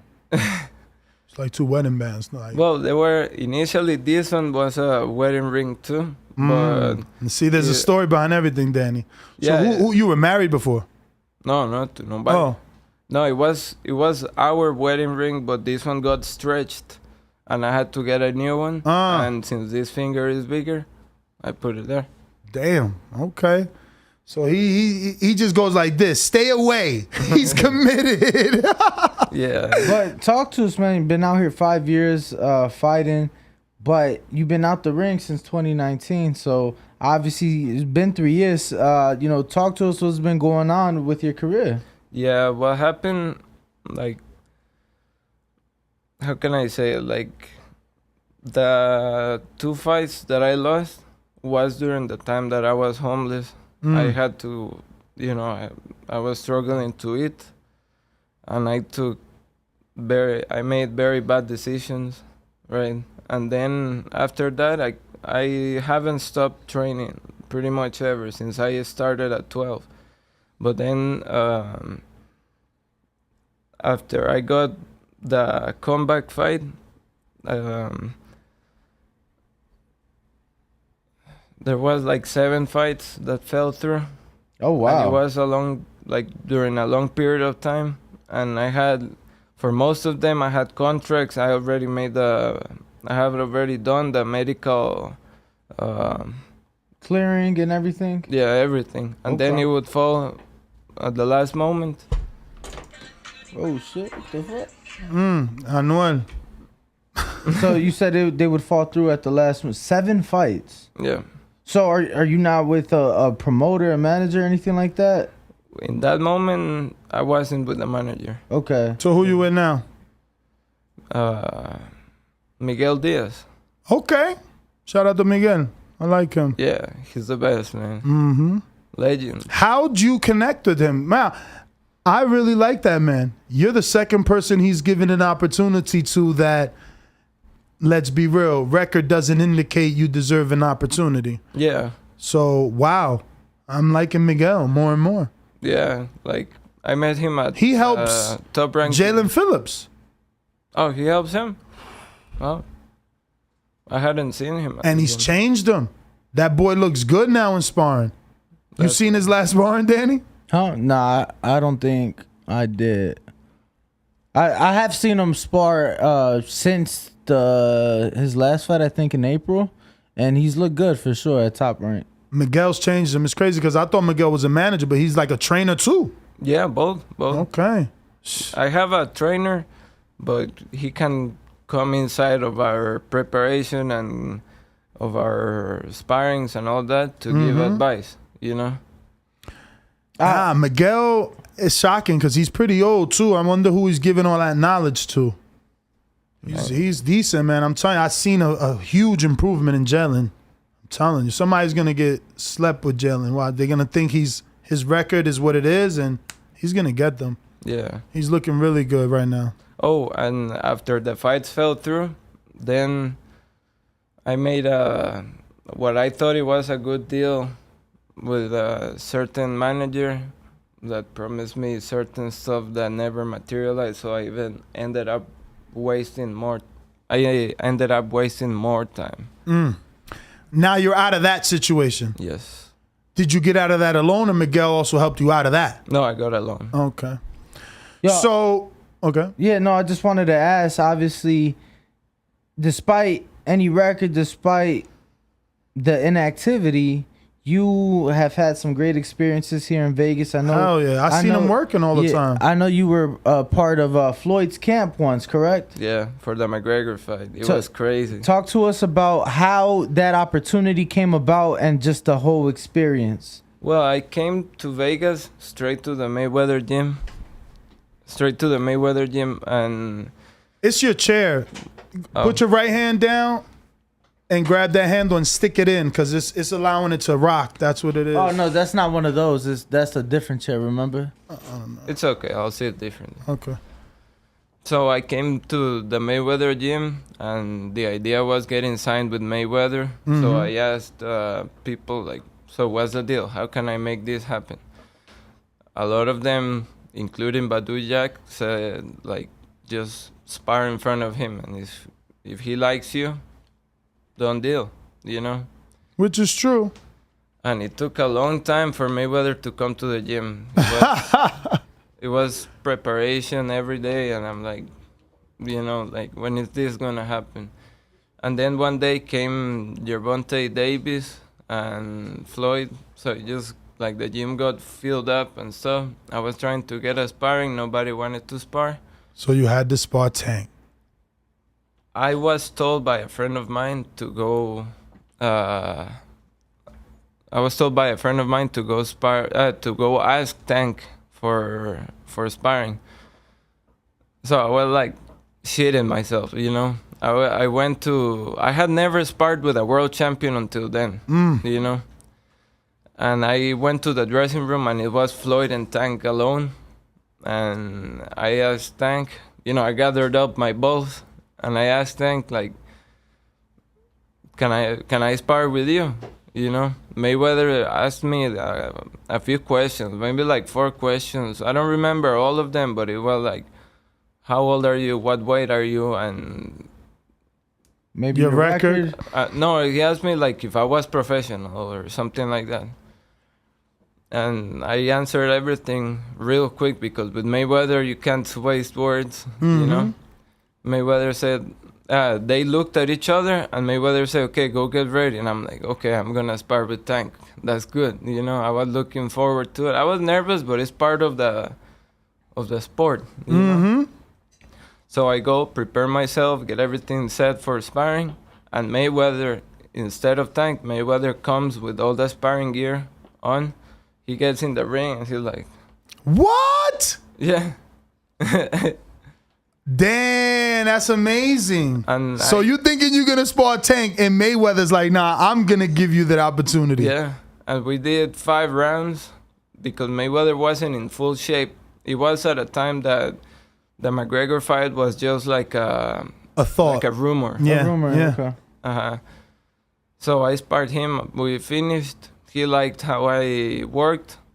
He got all my information, like the secretary or one of those girls. You know? Yeah, his assistant. Okay. And after that, they started calling me 3 times a week. For sparring. Yeah. Wow. So what happened though? I mean, you auditioned in front of the man himself. Why no deal? Why nothing? I asked him 3 different times. He said, yeah, don't worry, I got you. He said it wasn't like within a few days. It was like during months. Like once we were deep into the camp, I don't know. He just kept saying yes. And as soon as the fight materialized, like his fight, he vanished. And I never got any news. So you didn't stay as the sparring partner for the McGregor fight? No, I stayed the entire time. But after the fight you mean after the fight happened, he vanished? Yeah. Okay. So you didn't continue to go to the Mayweather gym? Yeah, I waited for him for like 8 months. Whoa! You kept going to the gym 8 months after the fight. Yeah. Shout out to you, bro. Fucking persistence, bro. I'm still reaching out to people a year later that don't respond. You got to. Shout out to you. Thank you. You waited. You tried, man. Well, I came here to box. Absolutely. You know? So 8 months went by. You tell yourself, fuck it, I got to leave this gym. Where do you go now? I went to, like, there's no problem if I say gym names. No, we don't have a problem if you say gym names. Okay. I went to City Athletic. Oh, shit, I knew.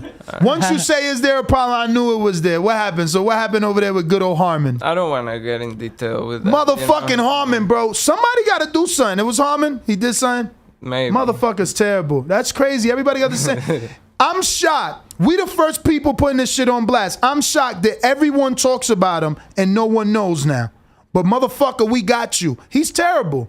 He's terrible. Nah, you know he's bipolar. He kicks motherfuckers out, brings them back in, tells you he owns you. He's your boss. He's your manager. Yeah. What the fuck?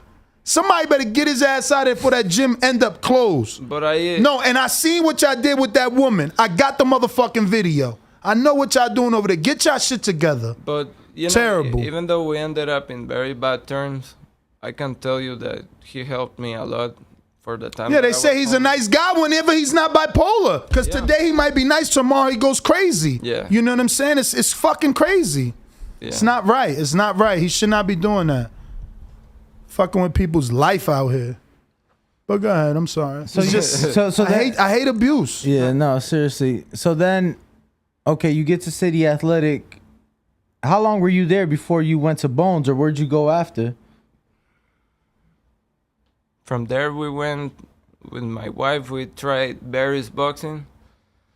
And over there, there's no real opportunity. It's more like an amateur gym and stuff. You try to always look for hard sparring, you know? Like, while I was at City, I sparred with Jose Benavides, you know, David's brother. Yeah. I sparred with Ugas. And that's the type of sparring I need. No, absolutely. Yeah. Being Costa Rican, why didn't you go to Salas? I tried. What happened? He didn't lunch Didn't you? look at me. Huh? Yeah. As soon as I came here, like within 1 or 2 weeks, like as soon as I came to America, I had to get used to like the dry weather. And my throat would hurt a lot, like when I would breathe, when I would get agitated. But yeah, I tried it. So he's seen you during that period of your adjusting. Yeah. So you think he thinks you're not good enough right now? He told me that I'm good. Oh. Yeah, he actually told me that, but then nothing happened. Have you ever sparred his fighters? Ugas. Well, yeah, Ugas. What's your weight? 147. Okay, so you spar Mendoza too? No, I haven't sparred him. No, only Ugas. At least that I can remember. Well, I saw you with pictures with Devin Haney. Now that you're at Bones, he's trained there a lot. Have you gotten any rounds in with Devin? Fuck yeah. He said, "Fuck yeah." Like I have done with Ugas, Benavides, Tank. What? Jose, you mean? Yeah, that's what he said. Okay.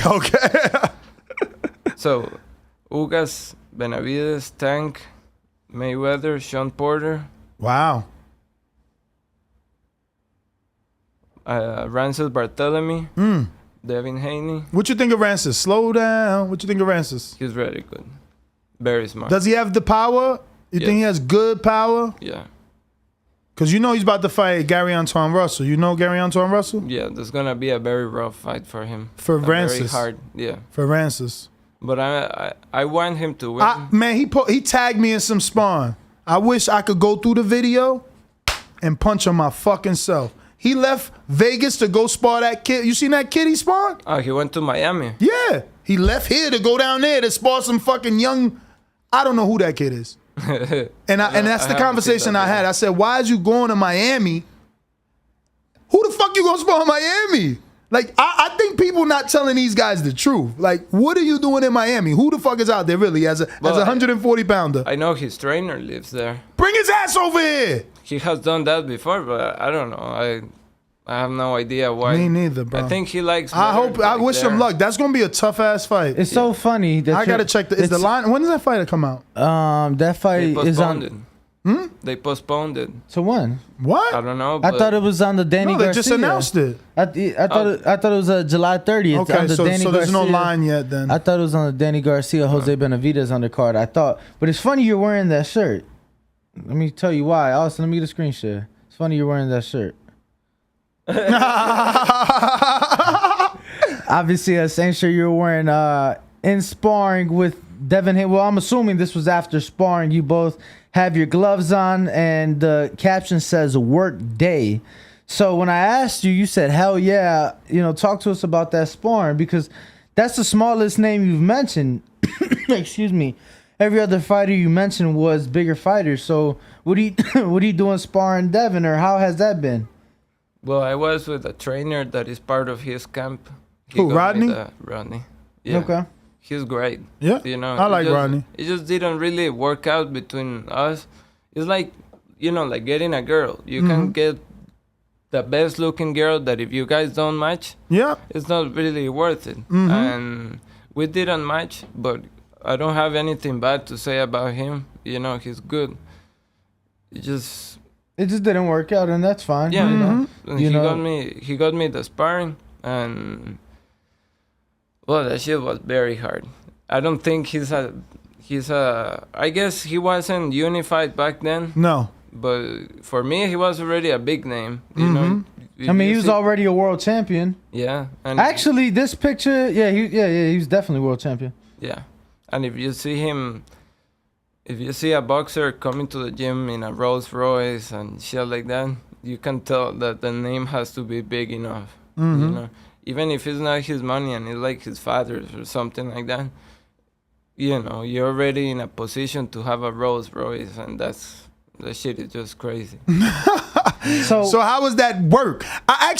I want, before we talk about the work, I want to know, you watching the fight, right? You're watching him fight George Kambosos. What did you think of him using that jab? Were you saying like, damn, Kambosos needs to do X, Y, Z because you've been in there and you know what to expect? Or were you just mesmerized with the fact that Devin was able to control the whole fight with the jab. No, I told everybody around me, Devin Haney is gonna win by decision. I know he's not gonna knock him out because he doesn't punch hard, but he's fucking fast. His jab, there was some times that you don't even see it like starting. Your head just tilts back, you know. But I got him a good amount of times very hard, you know. And even though I didn't win the sparring, and I wanted to do it more, you know, when I get challenged like that, I can be completely reliable to come whenever you say, you know, until I fucking beat the shit out of you. And so you wanted some get back. Yeah. But there's no problem. You don't win every single sparring, you know? Like, It's funny because him and I have had that argument.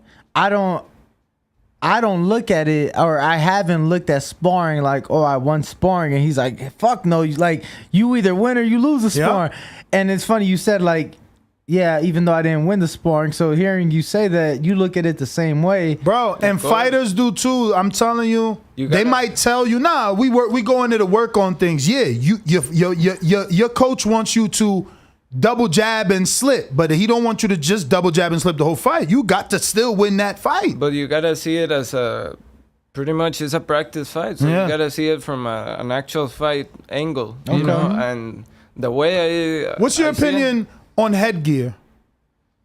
Very experienced coach tells me that headgear is only to protect you from cuts in preparation. It's not really to protect you from the force of the punch. It does protect. Like I have done a lot of sparring without headgear, and it does hurt a lot more. You know, it doesn't shake you more. Yeah. But you can feel like, you know, like the leather, the bones. Oh, the bones. Yeah. Wow. That's one of my favorite feelings, actually, when I hit somebody and I feel like the facial features. The facial features, I love it. I love Yo, Jemmy's gonna put like a skull now. All right, I love it. So, how many times did you get to spar with Devin? I don't know, 1 or 2, but it wasn't. Oh, okay. A lot of rounds though. Maybe 2, 6 rounds like that. Normal. Each time 6 straight. Yeah. Oh wow, so you got good stamina. I have to. You know. Well, I was gonna say I've seen Devin spar hundreds of rounds, and usually it's like they got 3 guys on rotation, so it'll be like you do 4, you do 4, you do 4, 3, 3, 3, and then they'll bring the first guy back in for the last 3. So if you're doing 6, you clearly doing good enough to stay in there with him. For his father to keep you in there, because you know he would rotate you out. So again, you're working with Miguel Diaz. Does he have something lined up for you now?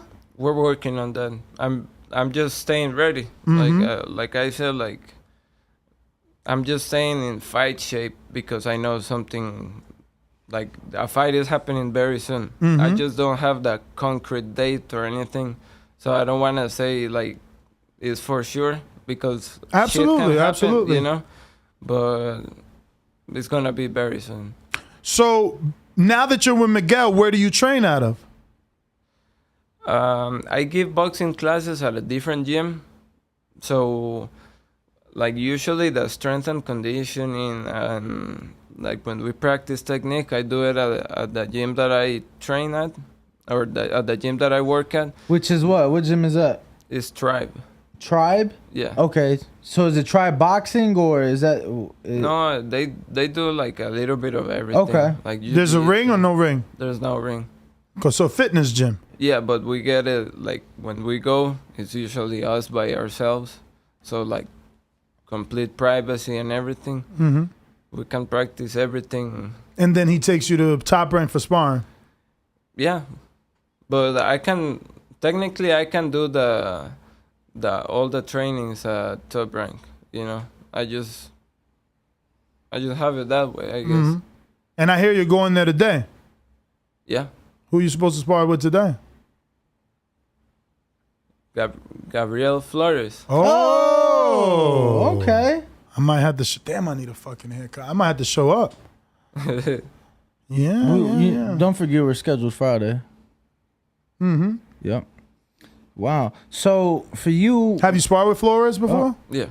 He loads up a lot. I hope his father's watching. He's very good. I can tell you that. He's No, very he is good, but he loads up. In sparring, anyway. He be... No? Well, with me, I don't... Really? I don't think so. Okay, so maybe everybody's different. Well, I move a lot. I have a very awkward style, I can tell you that. Like... Southpaw Orthodox? Southpaw. My last name means left. Izquierdo. Izquierdo. I was thinking that when I read it, I'm like, okay. So obviously that's your last name, though. I couldn't just assume that you were left-handed. Yeah. But, you know, I saw it. That's just a cool coincidence. Yeah, no, I saw it. I saw it, and I'm like, oh shit, that's really izquierdo. That's really you know left-handed. So. And So when's the last time you've been back to Costa Rica? I haven't been back. What? Yeah. So 5 years. Yeah. So you came straight from Costa Rica here. Yeah. What's that story? How'd you get here? Well, I came here with like certain purposes. I knew I had to do something very quick because I made a deal with my father. If something doesn't happen within a month, I just go back, go get in the university, and forget about. Because he wanted you to go to school. Yeah. He has always supported me. Like, I did 70 fights in amateur, 3 times national champion. I was in the Olympic team for a while.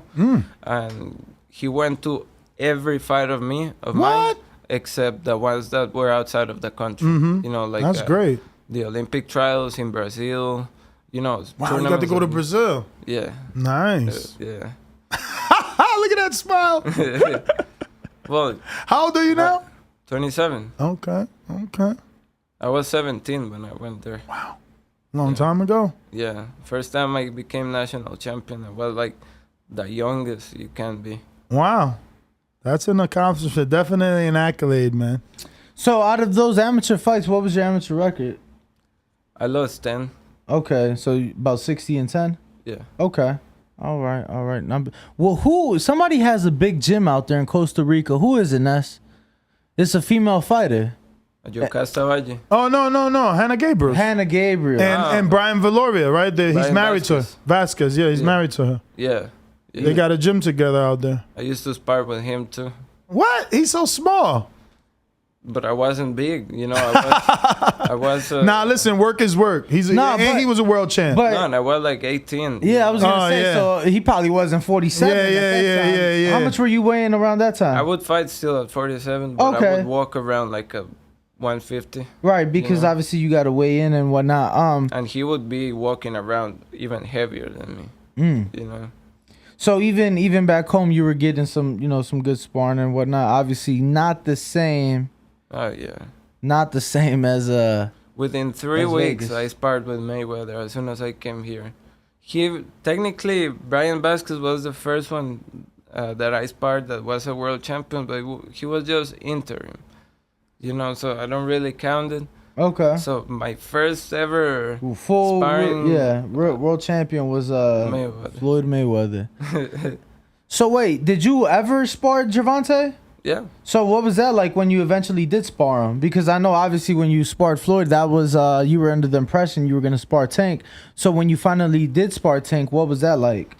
Well, they called me several times to spar with him. Okay. They also pay very good. Like, I have no complaints about that.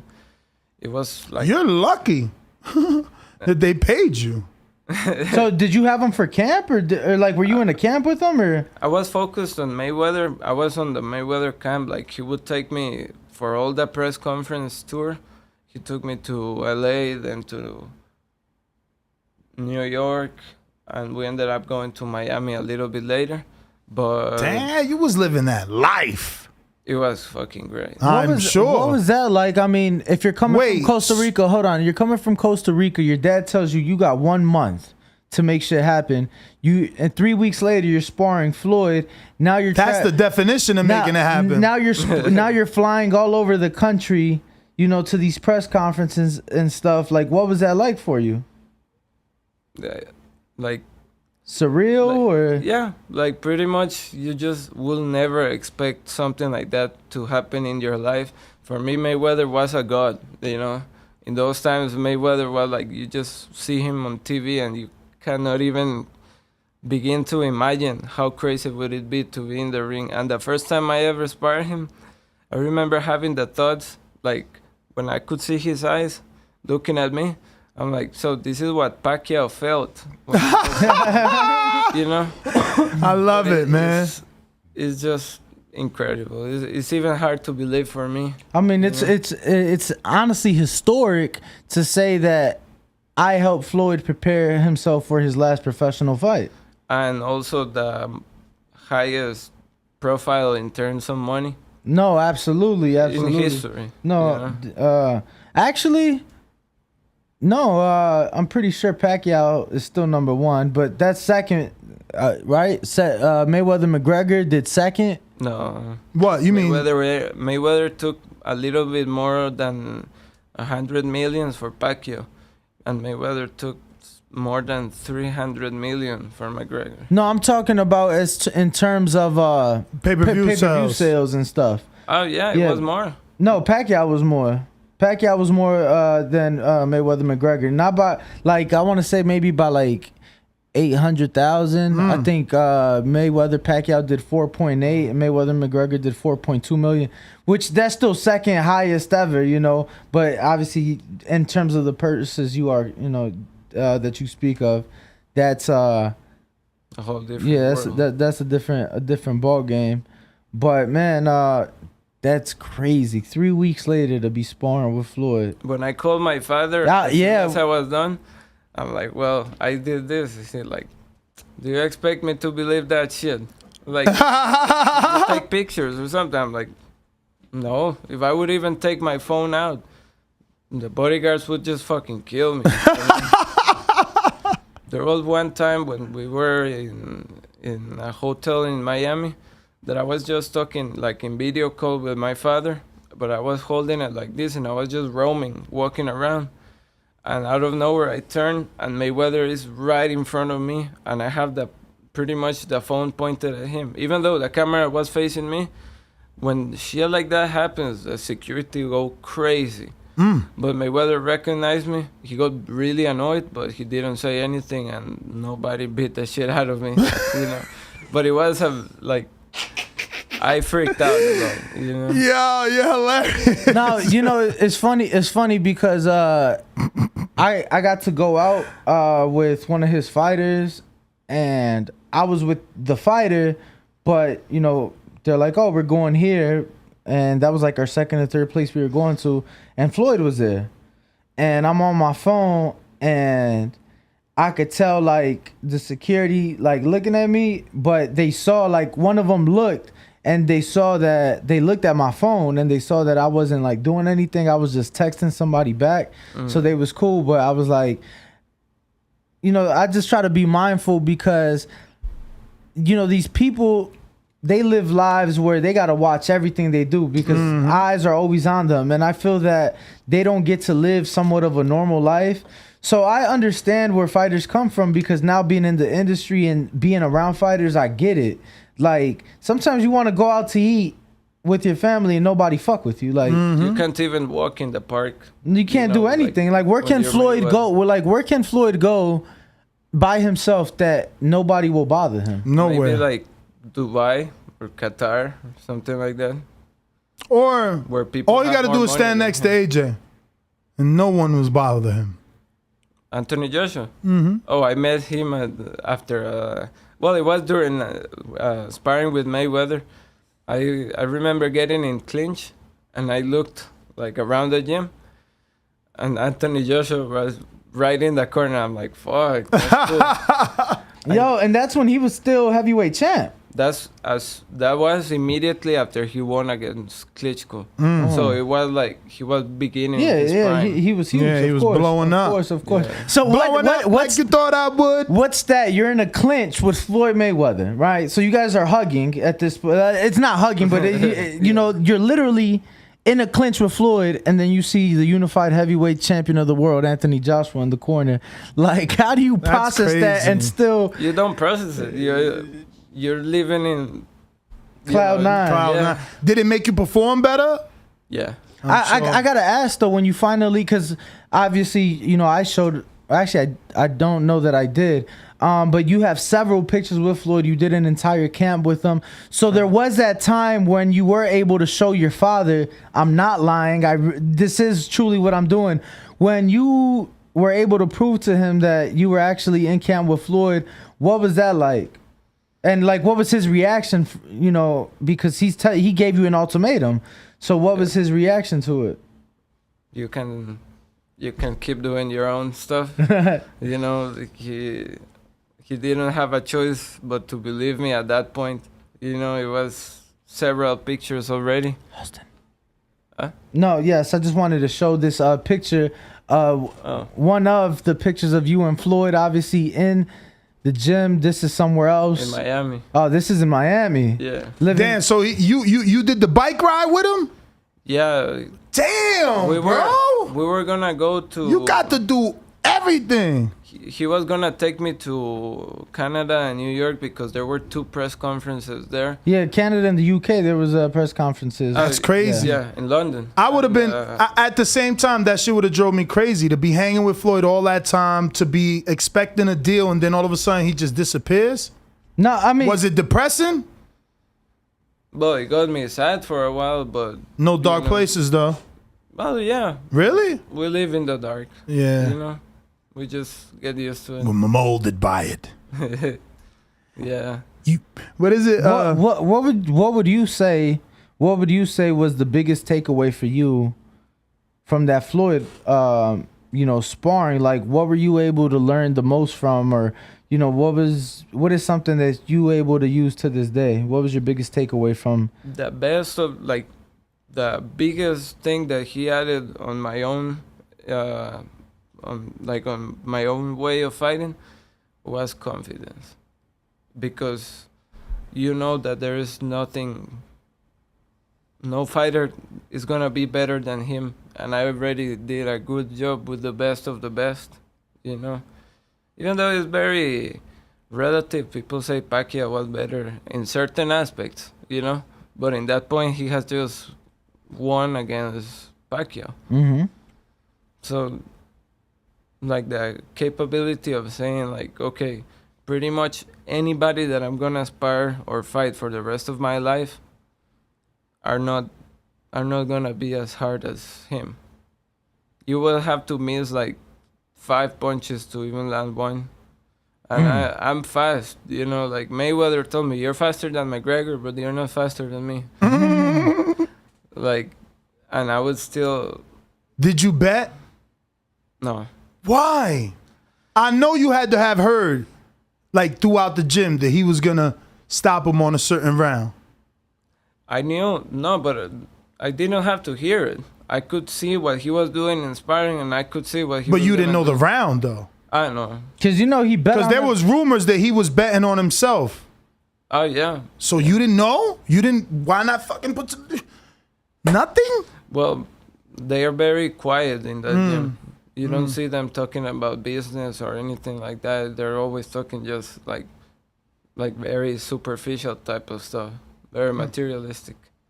But that's how they are, you know, especially because everybody sees Mayweather as a bank if you work with him. What do you mean by that? If he wouldn't have money, he wouldn't have friends. Because he has nothing to contribute as a person, only money. That's what I mean. Why do you think he has nothing to contribute as a person? Because of what not because of what he did to me, but because of hanging out around them and around the whole social circle there. I could tell that it's people that they won't even motivate you or anything. They're just there to suck Mayweather's dick. And that's it. But no, tell it how it is, champ. Tell it how it is. In my country, you say it like that. No, listen, in America too. You know what I'm saying? When there's a dick rider, there's a dick rider. Listen, I think that's pretty much it, though. You have any more? No, that's it for me, champ. If you want to give out any social media, please do so. I want to thank you for coming on, man. You have been great. Thank you, man. We look forward to getting you back on as soon as you and Miguel figure it out. When you get a new fight, let Bo know, and we'll get you back on the schedule. Of course. Thank you, man. I really appreciated my Instagram. The thing is that even though I should say like my whole name, you know, my name is Arturo Izquierdo, put it as a tag on my Instagram. For Americans, it's very hard to write my last name, you know, because the QUI that is not pronounced is Cuyerdo or something like that. So my tag in Instagram is just Artuizq, ARTUIZQ. So that's all right. Let me get a screen share. ARTUIZQ. Screen share. There you go. So this is it right here. If you want to find him. Damn. So that means you sparred Keith. Oh yeah, a lot of times. Well, I was training at Bones. Yeah, I know. He's a very close friend of mine. We have met for a long, I met him a long time ago. Well, we're gonna go ahead and take this quick intermission, take a picture, and we'll be right back. Thank you, Arturo. Darkness is your ally. You merely adopted the dark. I was born in it. Because when he has been in the bright lights and enjoying his time, having fun and lapping it up, no problem. You're the big celebrity. You're in the bright lights. I've been in the dark, in the trenches, in the gym. ThaBoxingvoice.com.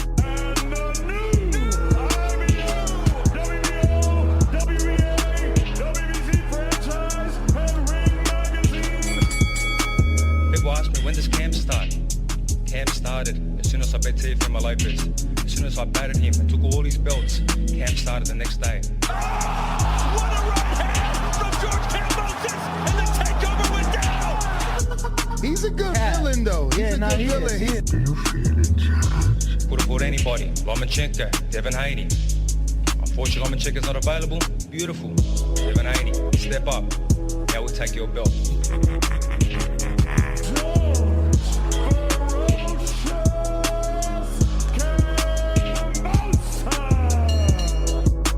This is Sparta!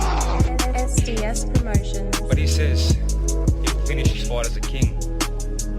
What's a king to an emperor? You are now locked into the Boxing Voice live from Las Vegas with Nesta Gibbs and Ringwalk Danny. Let's start with this. I'm a creative genius. SDS. And now, the most dangerous producer on YouTube, Brandon in Houston. Brandon in Houston. SDS Promotions.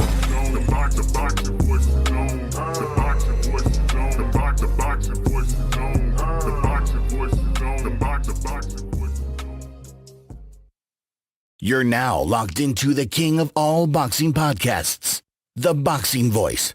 Jab that like button. ThaBoxingvoice.com. What is it? Is it that they don't like the Charlos? You like the Charlos? The unified WBA, WBC, and IBF 154-pound champion of the world. I'm happy, not angry, I'm passionate. The WBC middleweight champion of the world. No, I think you're a great fighter. And I know that already. They say, oh, the Charlos ain't fought nobody. Duh, because they don't want to fight us. Fighters, come on, step up, we with that shit. Come on, let's pump it. Like I said, I went to the top already. I seen the bottom before. At the top, I seen the bottom. I went back down to the bottom and shot back the fuck back up. Now what they mad at me for? It's not like old school boxing. Where the best fight the best no more. It's about politics. It's about who you know, who you are, if you got a crowd behind you. Sit your ass in your weight division and see if you can beat one of them. Cause fucking with me, you gonna get knocked the fuck out. I'm a knockout artist, baby. And we stand by lines only, just like we made this up. We gonna ride with it. We gonna ride with it till the day we die. Jamal Charlo. SDS Promotions. Shut the fuck up, you little prick. Yeah? Yeah, prick. Come on, get him out of here. Okay, you're getting out of here. Move him out of here. SDS Promotions. Seriously! And fucking fighting's the game! His heart's rattling now. His balls have sunk up inside of him. There's a man here that's going to annihilate your daughter. ThaBoxingVoice.com. The heavyweight champion of the world, the greatest fighter that's ever lived, ever laced a pair of boxing gloves on. Yo. Me. That's the Tyson Fury laugh. What up, ladies and gentlemen? Water. We are back. We are back, and we are back to discuss Canelo versus Golovkin 3, generating 3 times the revenue of Spence versus Crawford. Crazy. Says Eddie Hearn. Crazy. Did he say that on video? Because I think maybe a writer might have misquoted him.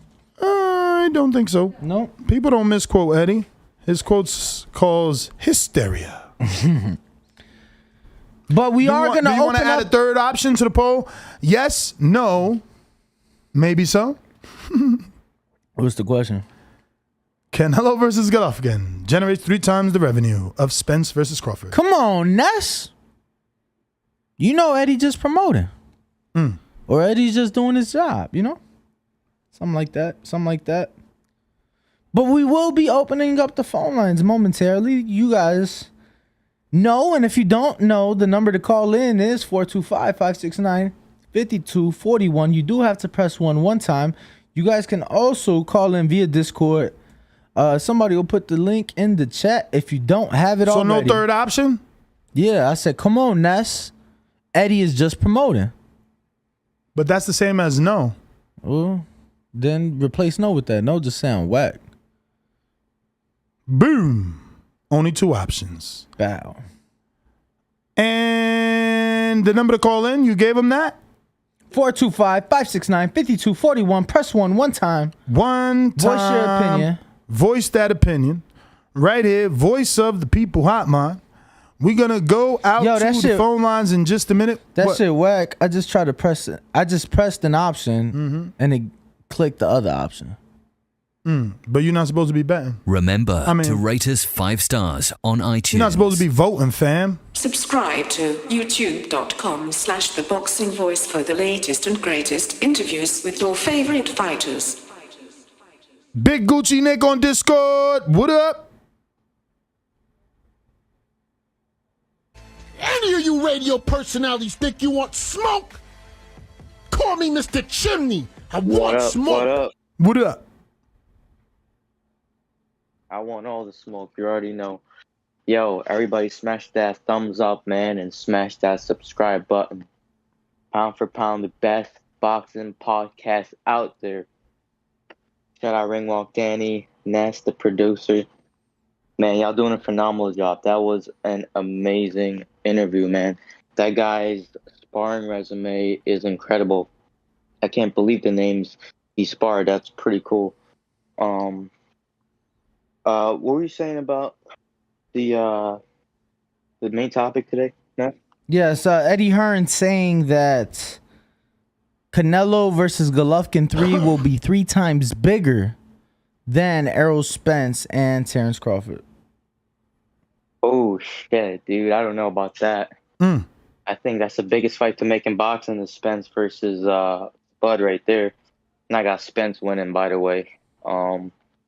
But, man, yeah, I don't know. Actually, that's a really hard debate right there. Those are 2 big names, Canelo and Golovkin. But yeah, man, that's my call. Great show, guys. Keep up the good work. All right. Who is next on Discord or... We only got people on Blog Talk. All right, let's go to Blog Talk. And who do we have here? Who we got? Damn, this is Ra. Hello.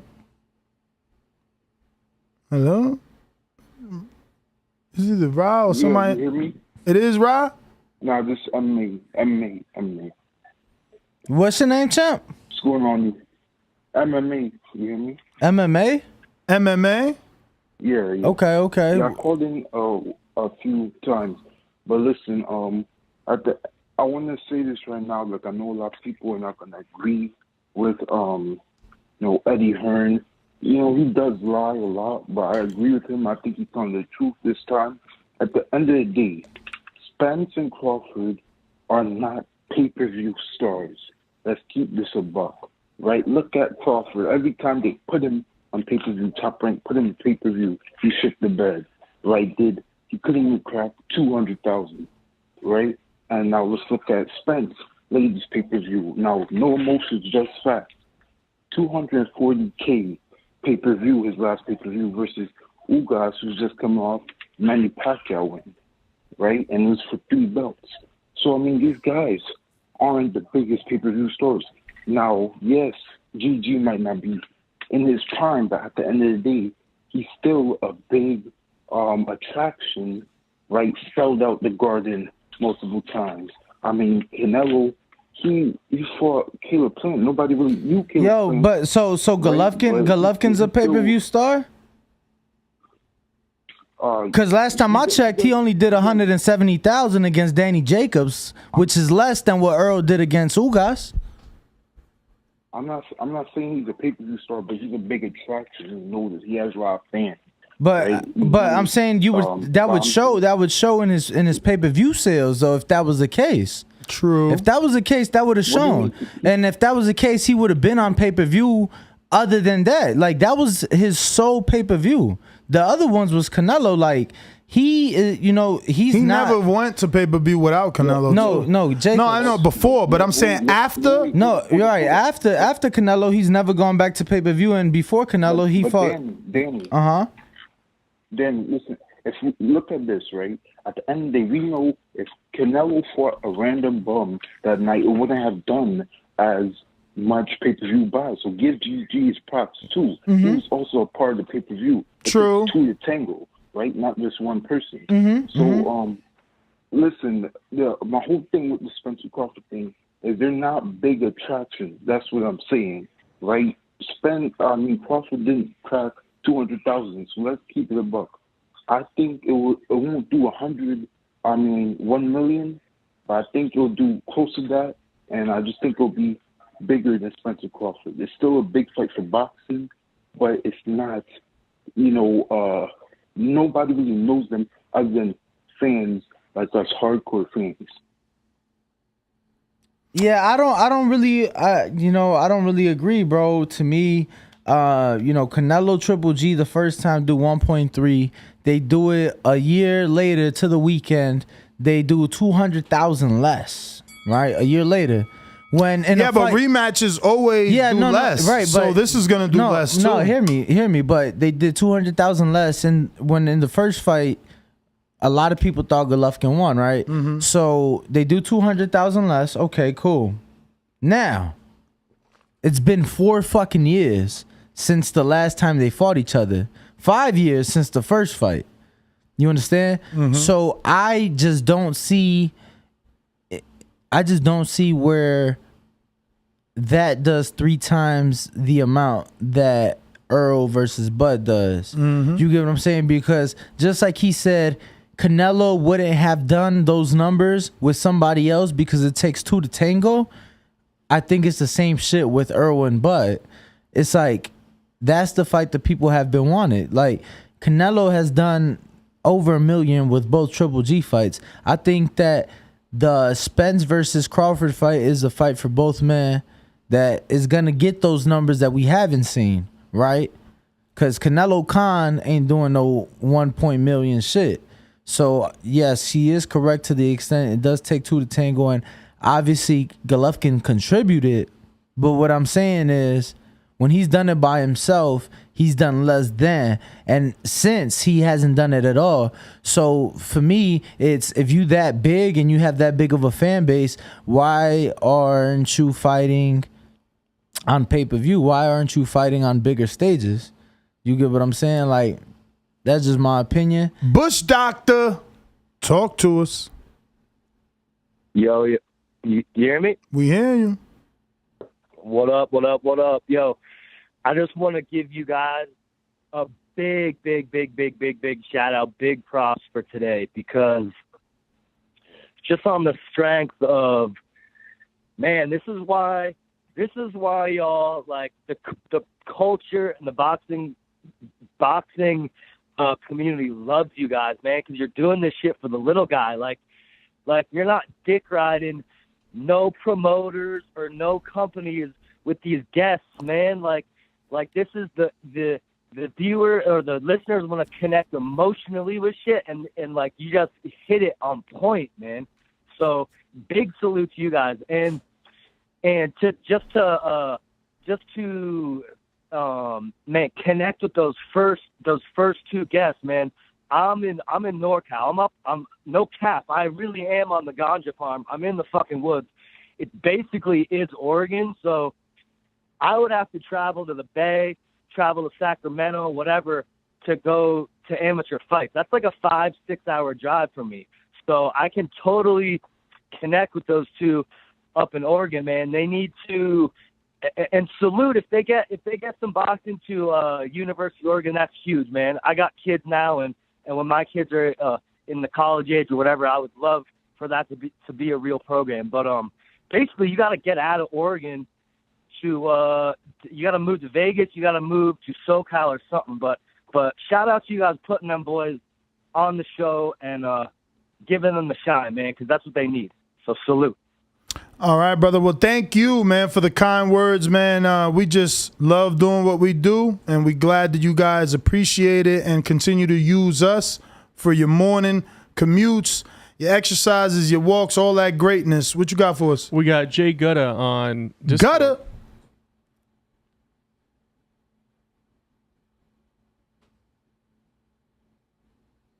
Hello, you got on mute.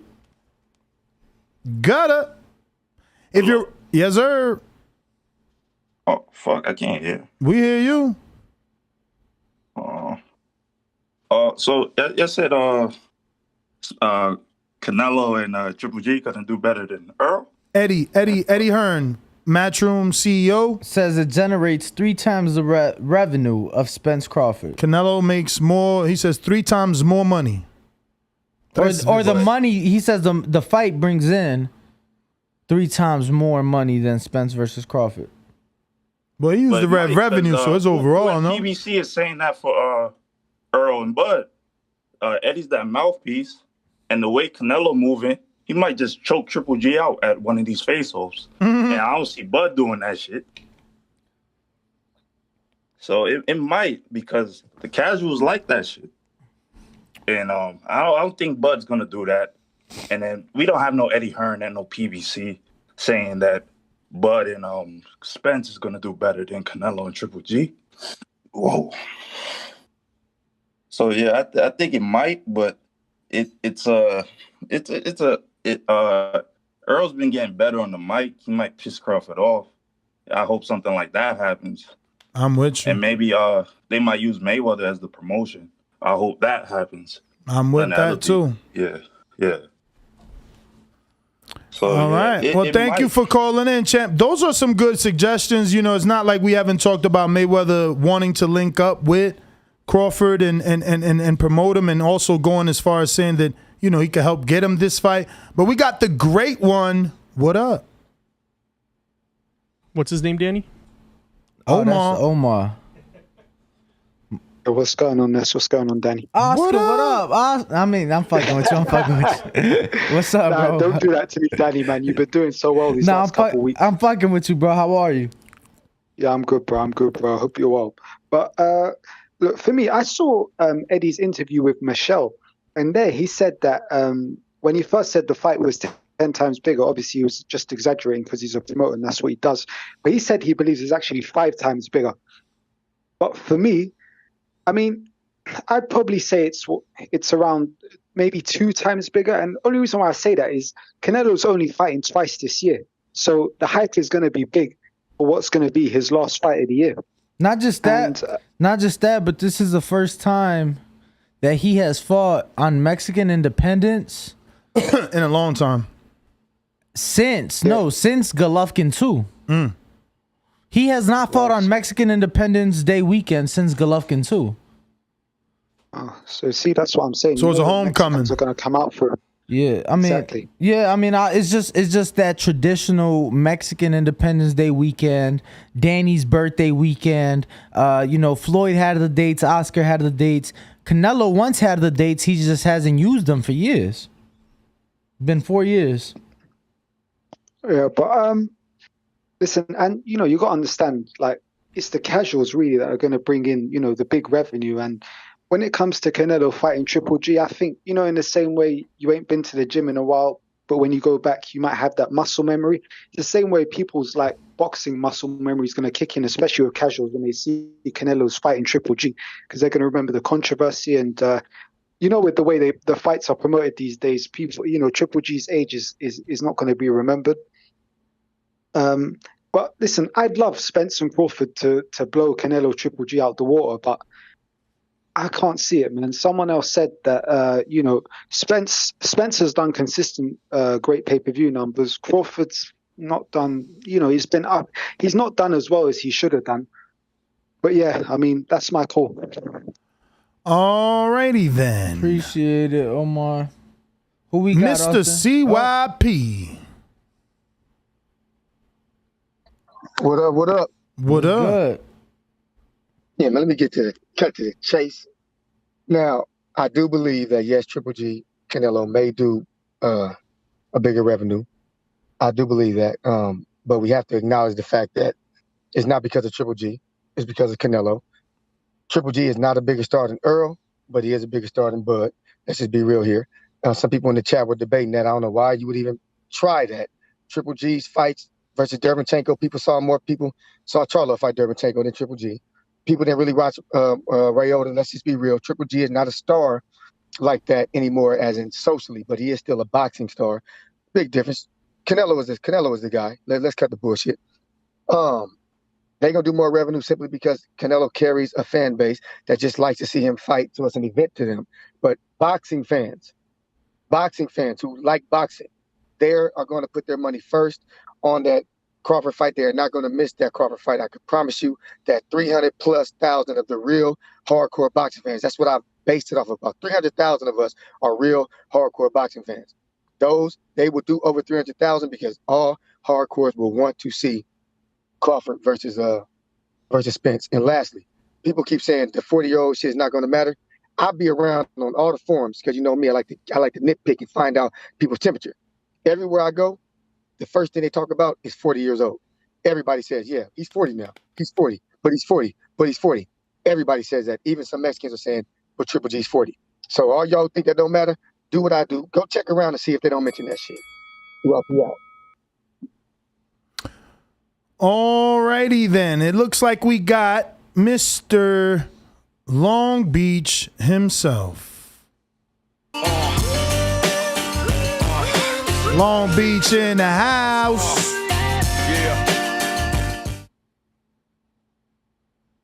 Yeah. You got me, Ness? What up? Yeah, good morning. Shit, Danny, what up? Tanner, what up? Bo, what up? Look, the 40-year-old thing, man, that's an interesting topic. I just turned 40. Ness, you're over 40. We're OGs, right? And what an OG always thinks is, do I still got one left in the tank for these young bucks? I still got the clip loaded, but we never quite sure if we can whoop that 30-year-old, but we think we can. There's no doubt in our mind we can, but we're 40, and everything science has told us is that we can't fuck no more. We can't do shit right no more. You know what I mean? That's everything science has told us. So Triple G is doing this for all the old heads, man, and I'm definitely going for him. And I want to see, is this 40 the fall off the cliff? As far as the numbers go, look, of course you would assume that Canelo Triple G would do the bigger numbers. You add something into the pot, like the thought of the Caleb Plant fight doing 800,000. You simply just replace Plant. You put Triple G there. You say $1 million, easy, right? No. No. I wouldn't say so. Only because, like I said, bro, they did 1.1 in the rematch.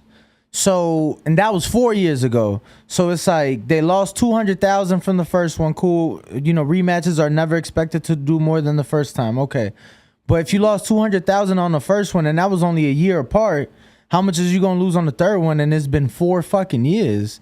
Like, it ain't like we just been seeing Triple G kill some shit. It ain't like we've been seeing him just fight some dogs and do his, Mexican style. And nah, he ain't, that ain't been the case. So for me, it's just like, I think it is I think at best it'll do what, I think it does about 800, Plant versus Canelo.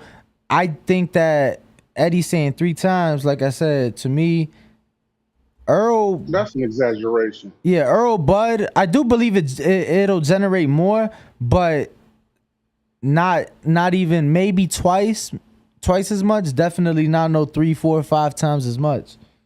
Let me get to the promotion for y'all cut me. Look, Triple G Canelo, for them to get over the hump, that million mark, it needs to be sold as Triple G's almost farewell fight. Because let's be honest, what the fuck boxing gonna do with a Triple G win here? Boxing needs someone to. It'd be one for the old guys. What you mean? I mean, but how long? I just don't feel his legs with Triple G.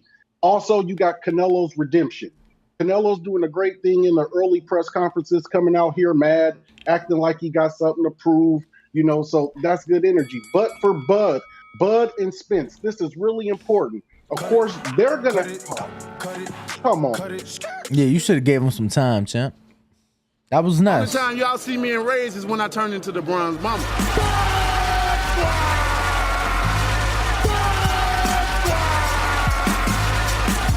I want a body, and he gonna be the body. The ambulance better be ready. The medical better be ready. The referee better be ready. They better have that towel to be able to throw it in. SDS Promotions. That's it, right? LV Slugger.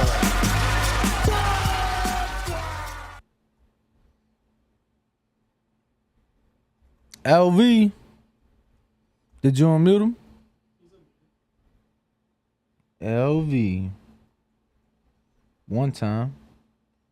2 times. Ness, another thing I want to point out when we talk about these pay-per-view numbers, and granted, revenue is not only coming from pay-per-view, but just want to remind everybody that the first 2 Canelo Golovkin pay-per-views were on HBO. This one is on an app. So it is a little different. Just something to consider. I guess that's all. So I hope you wasn't lying when you said Bones wanted to schedule his daughter.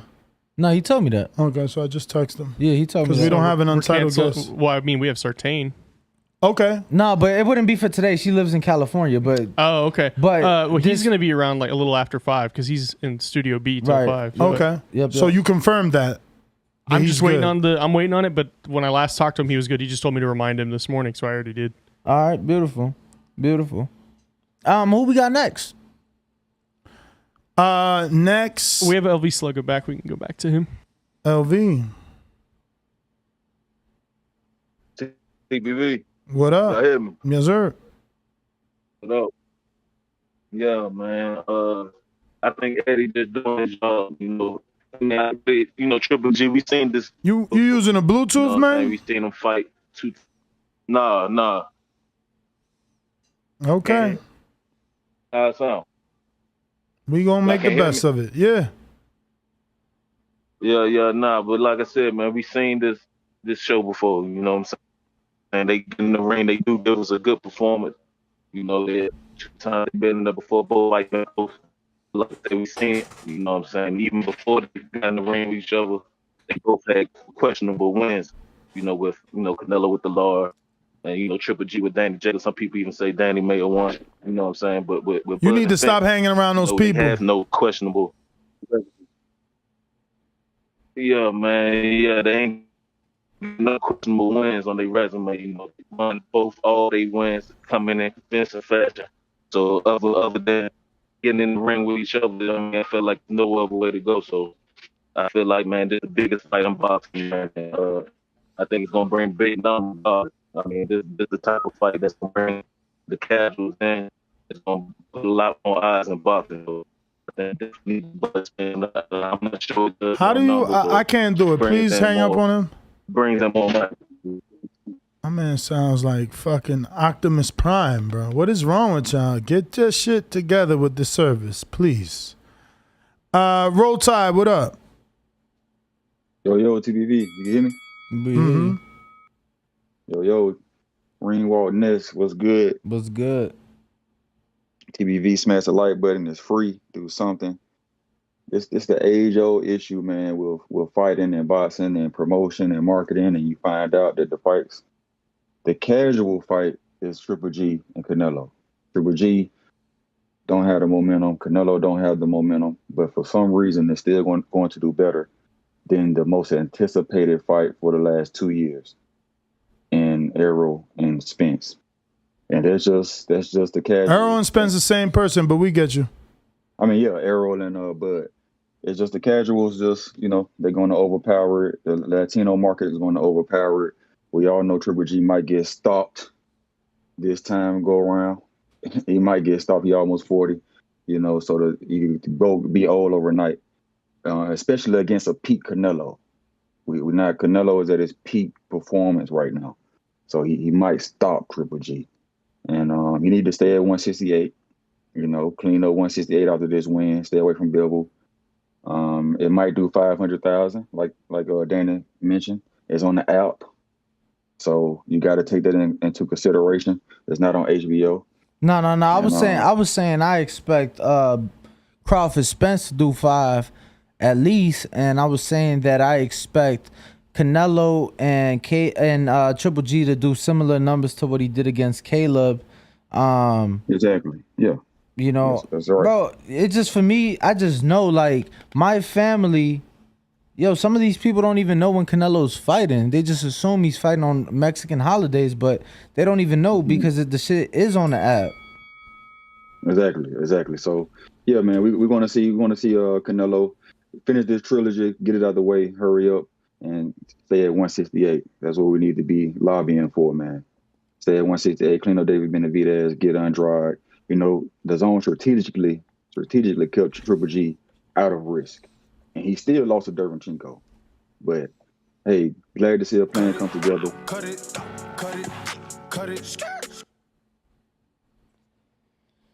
Come on. Info Joe is a beast. Checkbox red. Undefeated punchlines, better place your bet. The #1 call, fought my way up the ranks. Border wars fighter, going hard in the pain. Boxing scene writers call me spectacular. My boxing bars are marvelous like Hagler. Worldwide, peace to all my boxing brothers. We boxing voice, forget all the others. Yo. Caller of the year. We got Boomerang Ringers and Pound for Pounds in here. Shout out to me. What up, Ness? What up, Danny? We in here. What's up? Good morning, up? champs. What's up? Hey, man. What's up? Hey, man, shout out to Omar, man. You becoming one of my favorite callers, brother. But I disagree with you on this and most of y'all. I see Crawford and Spence, man, doing at least one time. I think it do more numbers than Canelo Triple G. We've seen that already. If you were to go on YouTube, I bet you would see more videos on Crawford and Spence than any other videos. We've been talking about this for the last 4 years. It's going to be a civil war in America when this fight happens. The boxing community is going to be divided. Only if these two sell the fight, man, and which I think they are because they don't like each other, it's going to be some big shit talking, and I think it's going to do better numbers, man. Shout out to the boxing guys. This is this generation's Hagler and Sugar Ray fight, man. Hands down, man. It's the biggest fight in boxing, and I do see it doing bigger numbers than any match that you can come up or think of at this time, man. It's been building up. It's been boiling over, and it's gonna be major. I can see the whole world from the UK to Africa to America watching this fight right here, man. It's gonna be major, man. Y'all gonna mark my words, man. Y'all gonna come back and say Info Joey had the info and he was right on point. That's all I got, gentlemen. But they gotta sell a fight though, man. They gotta come out of their shell, especially Crawford. You got to talk that shit, and which I think is going to happen because them dudes don't like each other. The fight has been built up, man. We here. We just waiting for this contract to be signed, man. That's all I got, gentlemen. Everybody have a blessed, no stress day. Peace. Appreciate it. Hold on, Ness. Hold on. Mm-hmm. Hold on. Mm-hmm. People in whoever said that Canelo, I can't even find a comment. Let's just move on. I'm gonna find this shit though. Hold on. Just move on, champ. I'm gonna find this shit. But I don't agree with Joe. I don't think it does more than Canelo, but who we got next? We got a Hawk in Maryland. What time is it? What time is it? What time? Hawk in Maryland. Tommy, I can knock you out, man. Holy shit. Holy ThaBoxingvoice.com. Great show. Yes. Dan and Brandon. I'm out. SDS promotion. Whoa. Yo. What up? DBV. What's up? Yo, Ness and what's up, Ringwalk? What's good? What's good? It ain't too much, man. Only thing that always killed me, bro, is when you gotta wait to put your call in.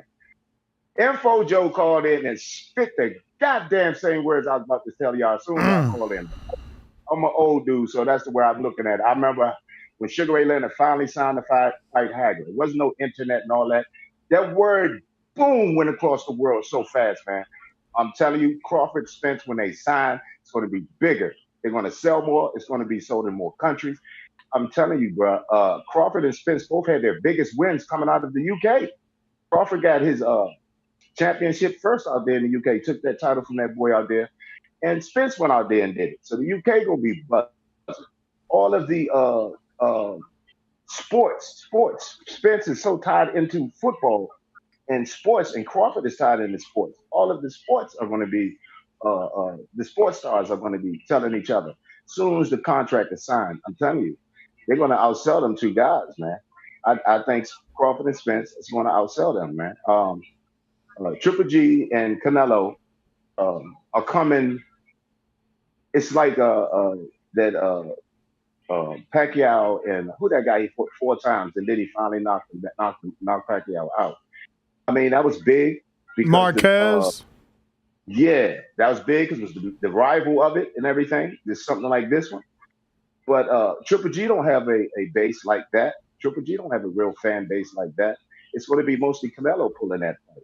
This fight is going to be 2 of the best, considered the best. This means when people are just sitting at their dinner table telling their wife and kids about it, they're going to be like, oh, we finally going to see the best fighters in the world fight each other. I really believe it's going to be bigger than the Canelo Triple G fight because of the questions about age and then Canelo just having that loss that, you know, I think it's going to be bigger. That's just my opinion. Shout out Info Joe. Shout out to you, champ. Yeah, I don't know about bigger, man. I think that would really say a lot. You know, Canelo's star power is one of the biggest in the sport. So if Bud and Errol together can do as much or more than Canelo Golovkin 3, that will say a whole lot. All right, looks like on we got Brandon. Actually, we got a couple cash apps we got to get to. We got Nick Dice with the cash app, $10 cash app to $ the Boxing Voice #1. He says, "You guys are the best. What's his favorite dish?" Uh-oh, that might have been late. We got another one from Mo. He says, "Watch you guys every morning. Love you guys. 100 emoji. #1 podcast." We appreciate that. We're going out to the people's champ. Hello, ladies. Anybody that know me know I've been a player, whether it was in Alabama, Ohio, or anywhere around the globe. ThaBoxingVoice.com. I've been smashing Telly Swifts, man. I didn't have to become a millionaire to get that caliber of woman. One of the people's choices, one of the fans' favorites, a guy that can galvanize this crowd, such as myself. He's too ugly to be the world champ. The world champ should be pretty like me. The AJ of trucking. Yep, Brandon in Cincinnati. SDS promotion. Yo, TVV, what's good? How's my audio? What up? What's up, fellas? Yeah, I just thought about something. Triple G and Canelo had a press conference. I don't know if you talked about it. I don't remember talking about it. I didn't watch it.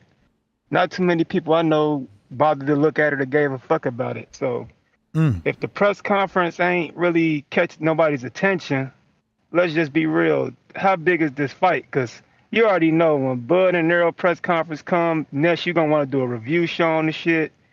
It's going to have the whole hood in a frenzy. So I disagree, man. I think this fight will be a little bigger because they did, what he just do, 600,000 on the zone and that shit all over the world. And according to Leonard, it only did like 300,000 him and Bivol in the U.S. So we need to pump our brakes on how big Canelo really is. He is fighting on the app. And, you know, Bud and Errol, shit, that's this generation's Leonard, Sugar Ray Leonard and Hearn. So telling you, man, I think it's going to be bigger. And I'm putting it on my back. All the brothers, we need to be talking about this shit at the barbershop, at the court, at the bar. We need to make this shit big. I'm putting it on us. It's up to the brothers to make sure this fight is big as possible, man. This shit need to be like the Essence Fest of boxing. Like, if it don't do better than Canelo and Triple G, that's on us, because this shit is major. And I will do everything I can to make sure everybody I know about this shit, because it's not only is it a bigger fight, but in my opinion, it's a bigger event. Fuck Canelo at this point. Fuck Canelo, fuck Horchatas, fuck all that shit. Just until Bud and Errol fight. Cut it, cut it, cut it. People hate, huh? People hate. I wouldn't even hate. That was just ignorance. We got Average Boxing Fan that says Bud and Spence need that undercard to be full of Mexicans to try and compete with one Mexican, a.k.a. Nello. Mexican flag emoji runs boxing when it comes to money. Alrighty then. And now we have Oscar. Salute to my sanitation workers around the world. What's up, man? What's up, man? Johnny? So we're talking about this again. It's not going to do better than them. You know why? Mayweather and Pacquiao did real good numbers. You know why? They had a Brian Kenny, right? Brian Kenny, that's his name? Who was instigating, remember calling them out and all that? And Canelo, who does the Canelo have? Danny? David? Python son, whatever the fuck his name is. Yeah, fuck that guy. They don't have Crawford and Errol don't have no one like that calling them out, bro. And you know they've been waiting for. And sad truth is, there's a lot of Triple G fans out there who are Mexican. One of my supervisors at work still thinks Triple G is gonna knock out Canelo at 40 years old, and I tell him, bro, you're delusional, man. I tell him every day, you're delusional. I fuck with him every day, tell him you're delusional. But do you really think and this is like truly I want to know, do you really think that Canelo even gives a fuck what David fight? I feel like David Faitelson is like the Rick Glazier of Spanish. Like people just look at him as a joke. Rick Glazier don't got ESPN as a platform. No, not ESPN as a platform, but I'm saying that they've talked so much shit on the internet that I feel like people look at them as jokes. Like Canelo went on live television and clowned David Faitelson for like 20 fucking minutes, 30 minutes. Yeah, but that's only because David got to him. But that shows you. Yeah, that's what I was gonna get to. That shows you that he did get to him. So, How many years ago though? How many years ago? That was after the first Golovkin fight. Yeah, but he made David right. David always said Canelo was afraid. David always said Canelo was taking forever to fight Golovkin. David always said the public wanted Canelo to fight Golovkin even after the second fight. And now look, it took him 5 years, so it looks like Canelo was the one dragging. And then off a loss, it's going to be even bigger because a lot of people think Golovkin still has a chance. But you know that's all I want to. I don't think it's going to do bigger than Errol and Bud. Definitely, it's definitely not a better fight. It's definitely not a better fight. If it does, not a better fight. If it sells more, which I expect it to generate more money, I just don't agree with Eddie saying 3 times, 5 times. Like, no. And like one more thing, man. At O'Reilly's, they were promoting this. At AutoZone, they were promoting this. I don't see no one's going to be promoting Errol, Spence, and Bud at these places, man. That's just being truthful. You know, no hate or nothing. You know what I mean? That's just being truthful. I still have a poster from Mayweather and Canelo from O'Reilly. You know what I mean? I never have seen a poster of Bud or Errol over there. I mean, they haven't announced the fight, bro. So, you know, maybe once they announce the fight and they, you know, the art team comes up with the fight poster, you know, then maybe you'll get you a fight poster. It may not be O'Reilly's. It may be a DraftKings. O'Reilly. It may be a DraftKings. It might be you know, somebody that they do business with. But yeah, man. Well, Danny, you seem just slightly agitated, just slightly. Smoke weed every day. You need a little pull. I'm healthy, strong, and about to knock Errol Spence out in Jesus' name. Because defensive. I haven't smoked this I'm morning. bringing the whole church. In your heart, it's your heart. But you live. It's your heart. I got the whole Christian congregation behind me. In Jesus' name. And we all know God only made one thing perfect, and that's my boxing ring. Yup. Yo, what's good, Ness? What up? Danny? What up? Bo from Bama. Not much. Just great show. Man, I don't know. Let's see. Triple G versus Canelo. That's gonna be a good fight. You know, I feel like, you know, Triple G, he may not win, but I feel like he's gonna give him a run for his money, even though he's 40 years old. So I don't know. Will it do better than Errol Spence and Crawford? I think Crawford, once they sign that, everything's done, that's gonna be fire. So I don't know. For me, I feel like the Errol Spence and Terence, which you've been waiting for years. So I feel like that's going to be that much better. So that's just me, though. Maybe I'm wrong. I don't know. I feel like it's going to do good numbers. But so, you know, Canelo always does his thing. I'm not going to hate on Canelo. I like Canelo, but we'll see what he does with the 40-year-old. But that's my call. Great show. God bless. Appreciate All right. Appreciate. Let's see here. Let's see what is. Whoa. Well, would you look at that? Phone lines are lit. Listen, Vegas don't know nothing. The world don't know nothing. Only I know everything. We did it first, and we motivate even the greats. Oh, what a big shot by Lopez! I told everybody. ThaBoxingvoice.com. What he done to the boxing world to be number one in the junior weight division? SDS Promotions.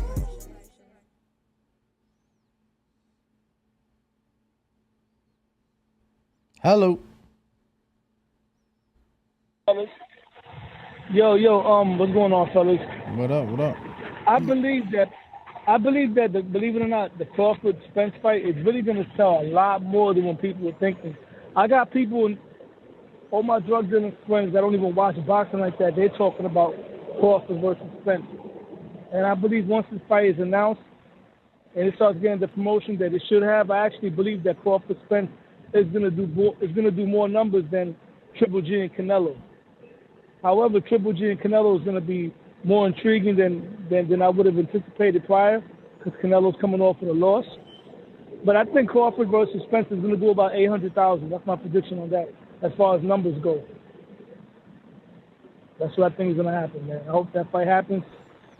And if Crawford beats Errol Spence and then moves up and beats Charlo, we're going to have to start discussing Terence Crawford in the top 10 all-time greats, because nobody's ever done that. Undisputed at 140, 147, and 154.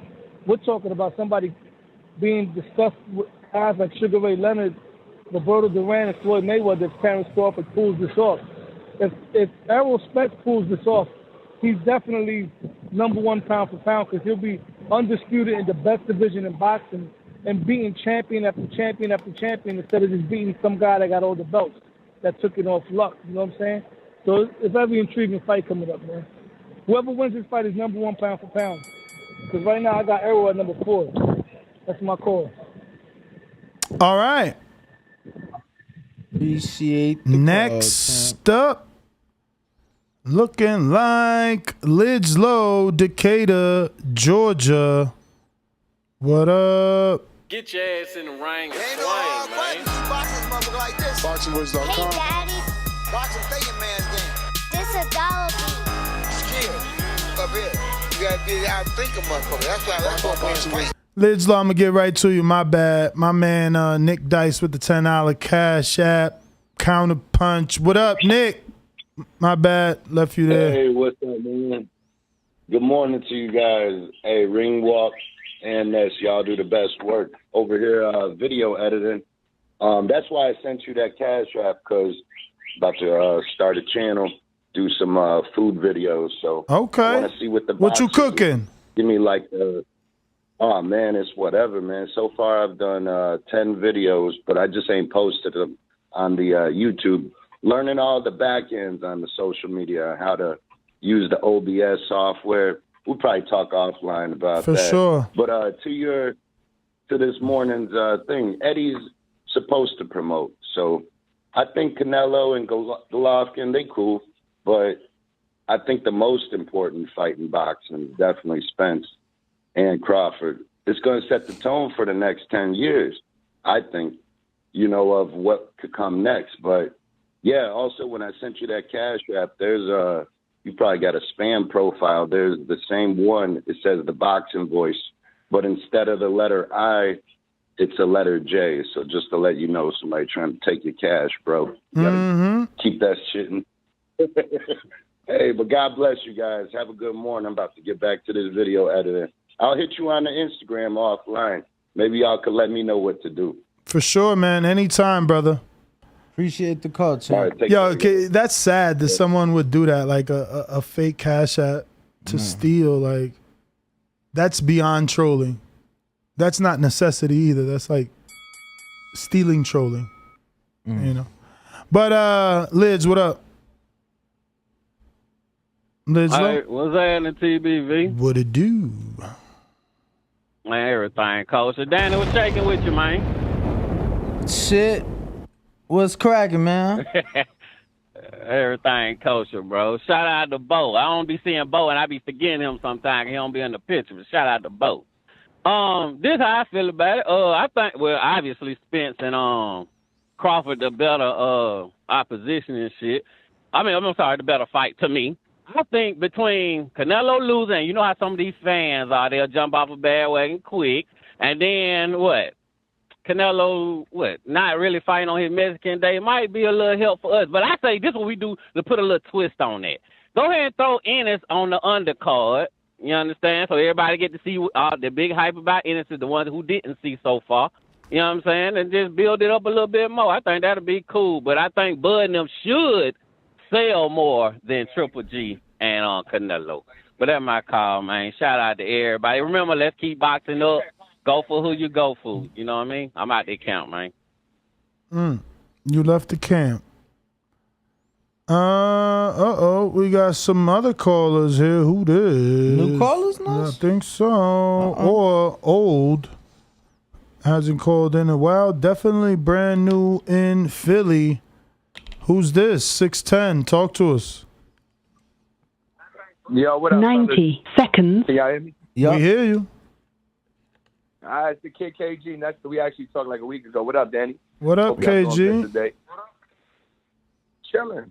But to answer the question, I think Hearn is doing what he's supposed to do. He's promoting as he should, but I think all fans at this point are looking at other fights for Canelo. We want to see Bivol. We want to see a Charlo. We want to see a Benavidez. So while it sounds good, 60 seconds. It's on the zone. Makes it a little bit limited for people to actually get to it. Whereas Spence and Crawford, that fight's been brewing for years. That's the fight everybody wants to see. And once it's signed and the paperwork's in, I see that interest only growing. Well, thank you for your opinion, champ. Steven, Connecticut, what up? Let's wait a little bit so you missed the countdown. On Blog Talk, you're in the middle of the countdown right now. Okay. Steven, what up? Not much, man. How you doing? Oh, straight, man. Thanks for calling in. No doubt, man. Thanks for having me. I appreciate it. I try to jump in every once in a while, and I hope you get a chance to see the Cash App because y'all do a lot for boxing.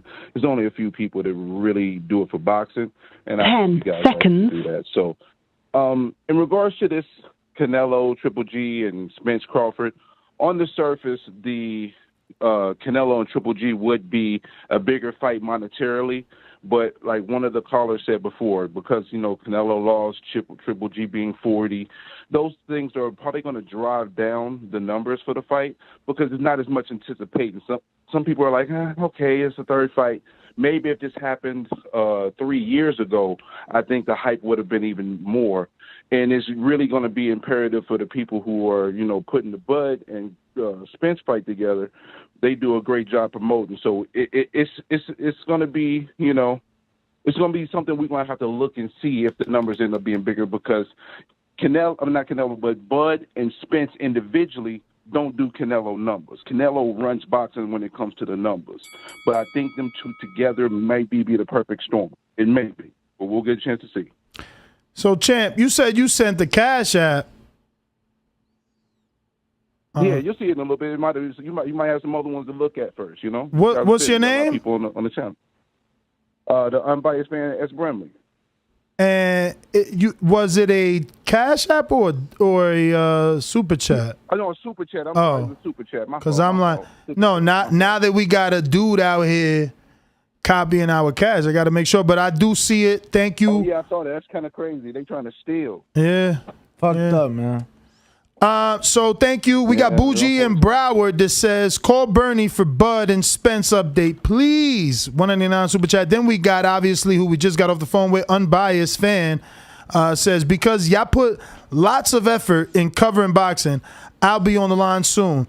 The Unbiased Fan. Well, shout out to you. You were just on the line. We do appreciate you calling in and everyone else that joins us here on the Boxing Voice Radio each and every day.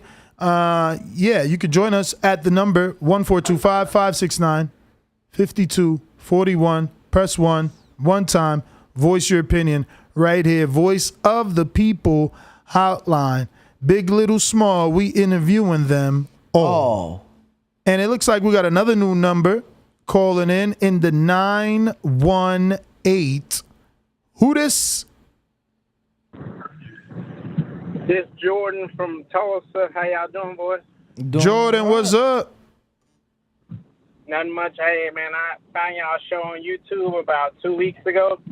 Thank you, brother. Part of my running routine since then, man. I appreciate you guys. Appreciate you finding us, man. We needed you.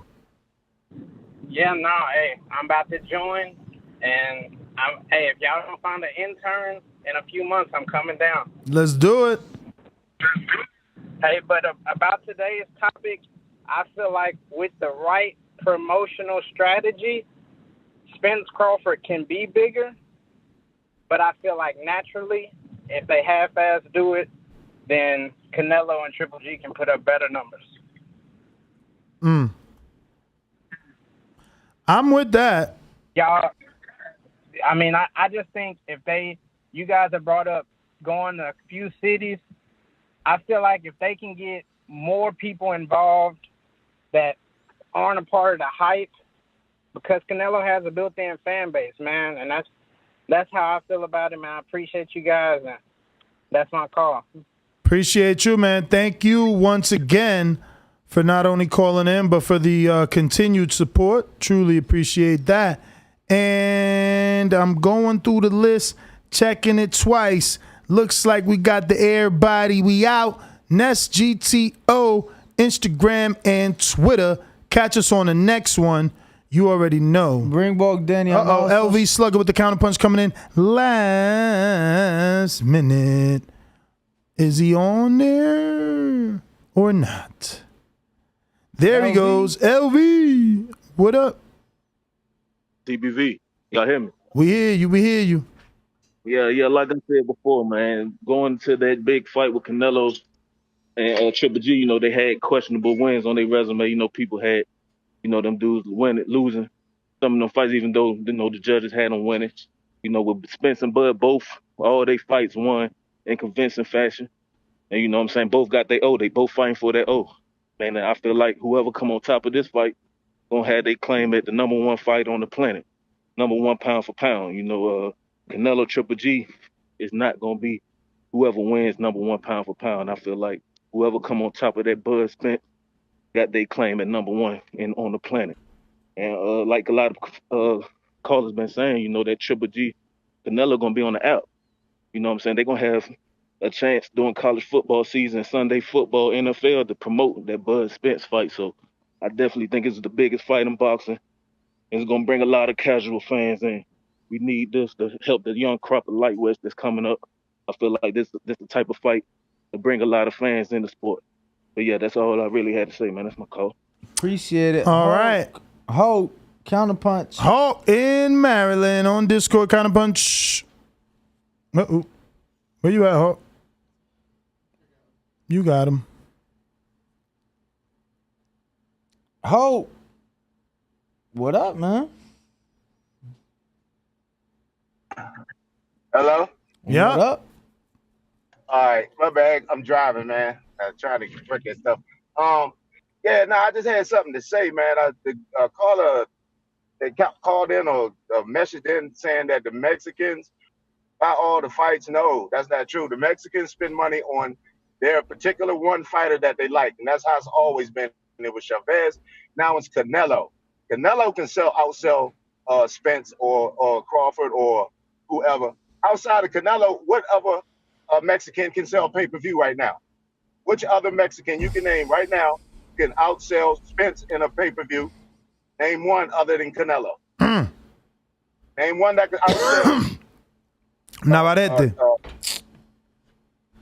He could outsell Tank in a Nah, pay-per-view? he just trolling. He just trolling. Okay, that's what I'm trying to say. Name one Mexican other than Canelo that can outsell Crawford in a pay-per-view. They can't. It's just Canelo. They spend their money on Canelo. I give them that. Other than that, no, they don't support all their fighters. They support one fighter, and it's Canelo. Yeah. So right now, we got Crawford. We got not Crawford. Crawford. But Spence, Tank, regular pay-per-view numbers, and it's not just one fighter. So don't say that the Mexicans spend all the money on boxing. No, it's not true. They can only sell the only number one pay-per-view fighter from Mexico is Canelo. Right now, other than that, it's Tank. Ain't no other Mexican fighter can outsell Tank.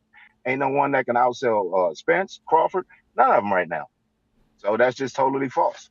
But anyway, TBV number one. I'm out. Hold on. Don't leave just yet. What, you about to give him old stats? No. About Marquez or something? No. What you mean, Marquez? Let me hear. What you mean? Yeah, I don't know what he talking about. No, what new Mexican dude selling pay-per-views? Hold on, no. I just wanted to tell you that if you want to get technical, Andy did bring in more money than Bud in his pay-per-view with Areola versus Bud's pay-per-view with Postal. Shots fired. Okay, well, Andy got a fight coming up. Let's see how his next pay-per-view do. Yeah, and I'm not arguing. I'm not arguing what you're saying because I agree. Like, you know, Canelo is a pay-per-view star. You know, right now, cool. You know, out of the fighters that we discussing, but I totally get where you coming from, and I agree. Word. Okay, well, I'm out. I just like giving people a hard time. Yo, Hawk, man, thank you for joining us, champ. Looks like we are out. Nesta Gibbs, Instagram and Twitter. Arrivederci. The Boxing Voice on all social media platforms. We will be back today, 4 p.m. Pacific, 7 p.m. Eastern for Untitled. Fuck this shit. So, the guy has anger issues, and we are out. See you guys tonight, 4 p.m.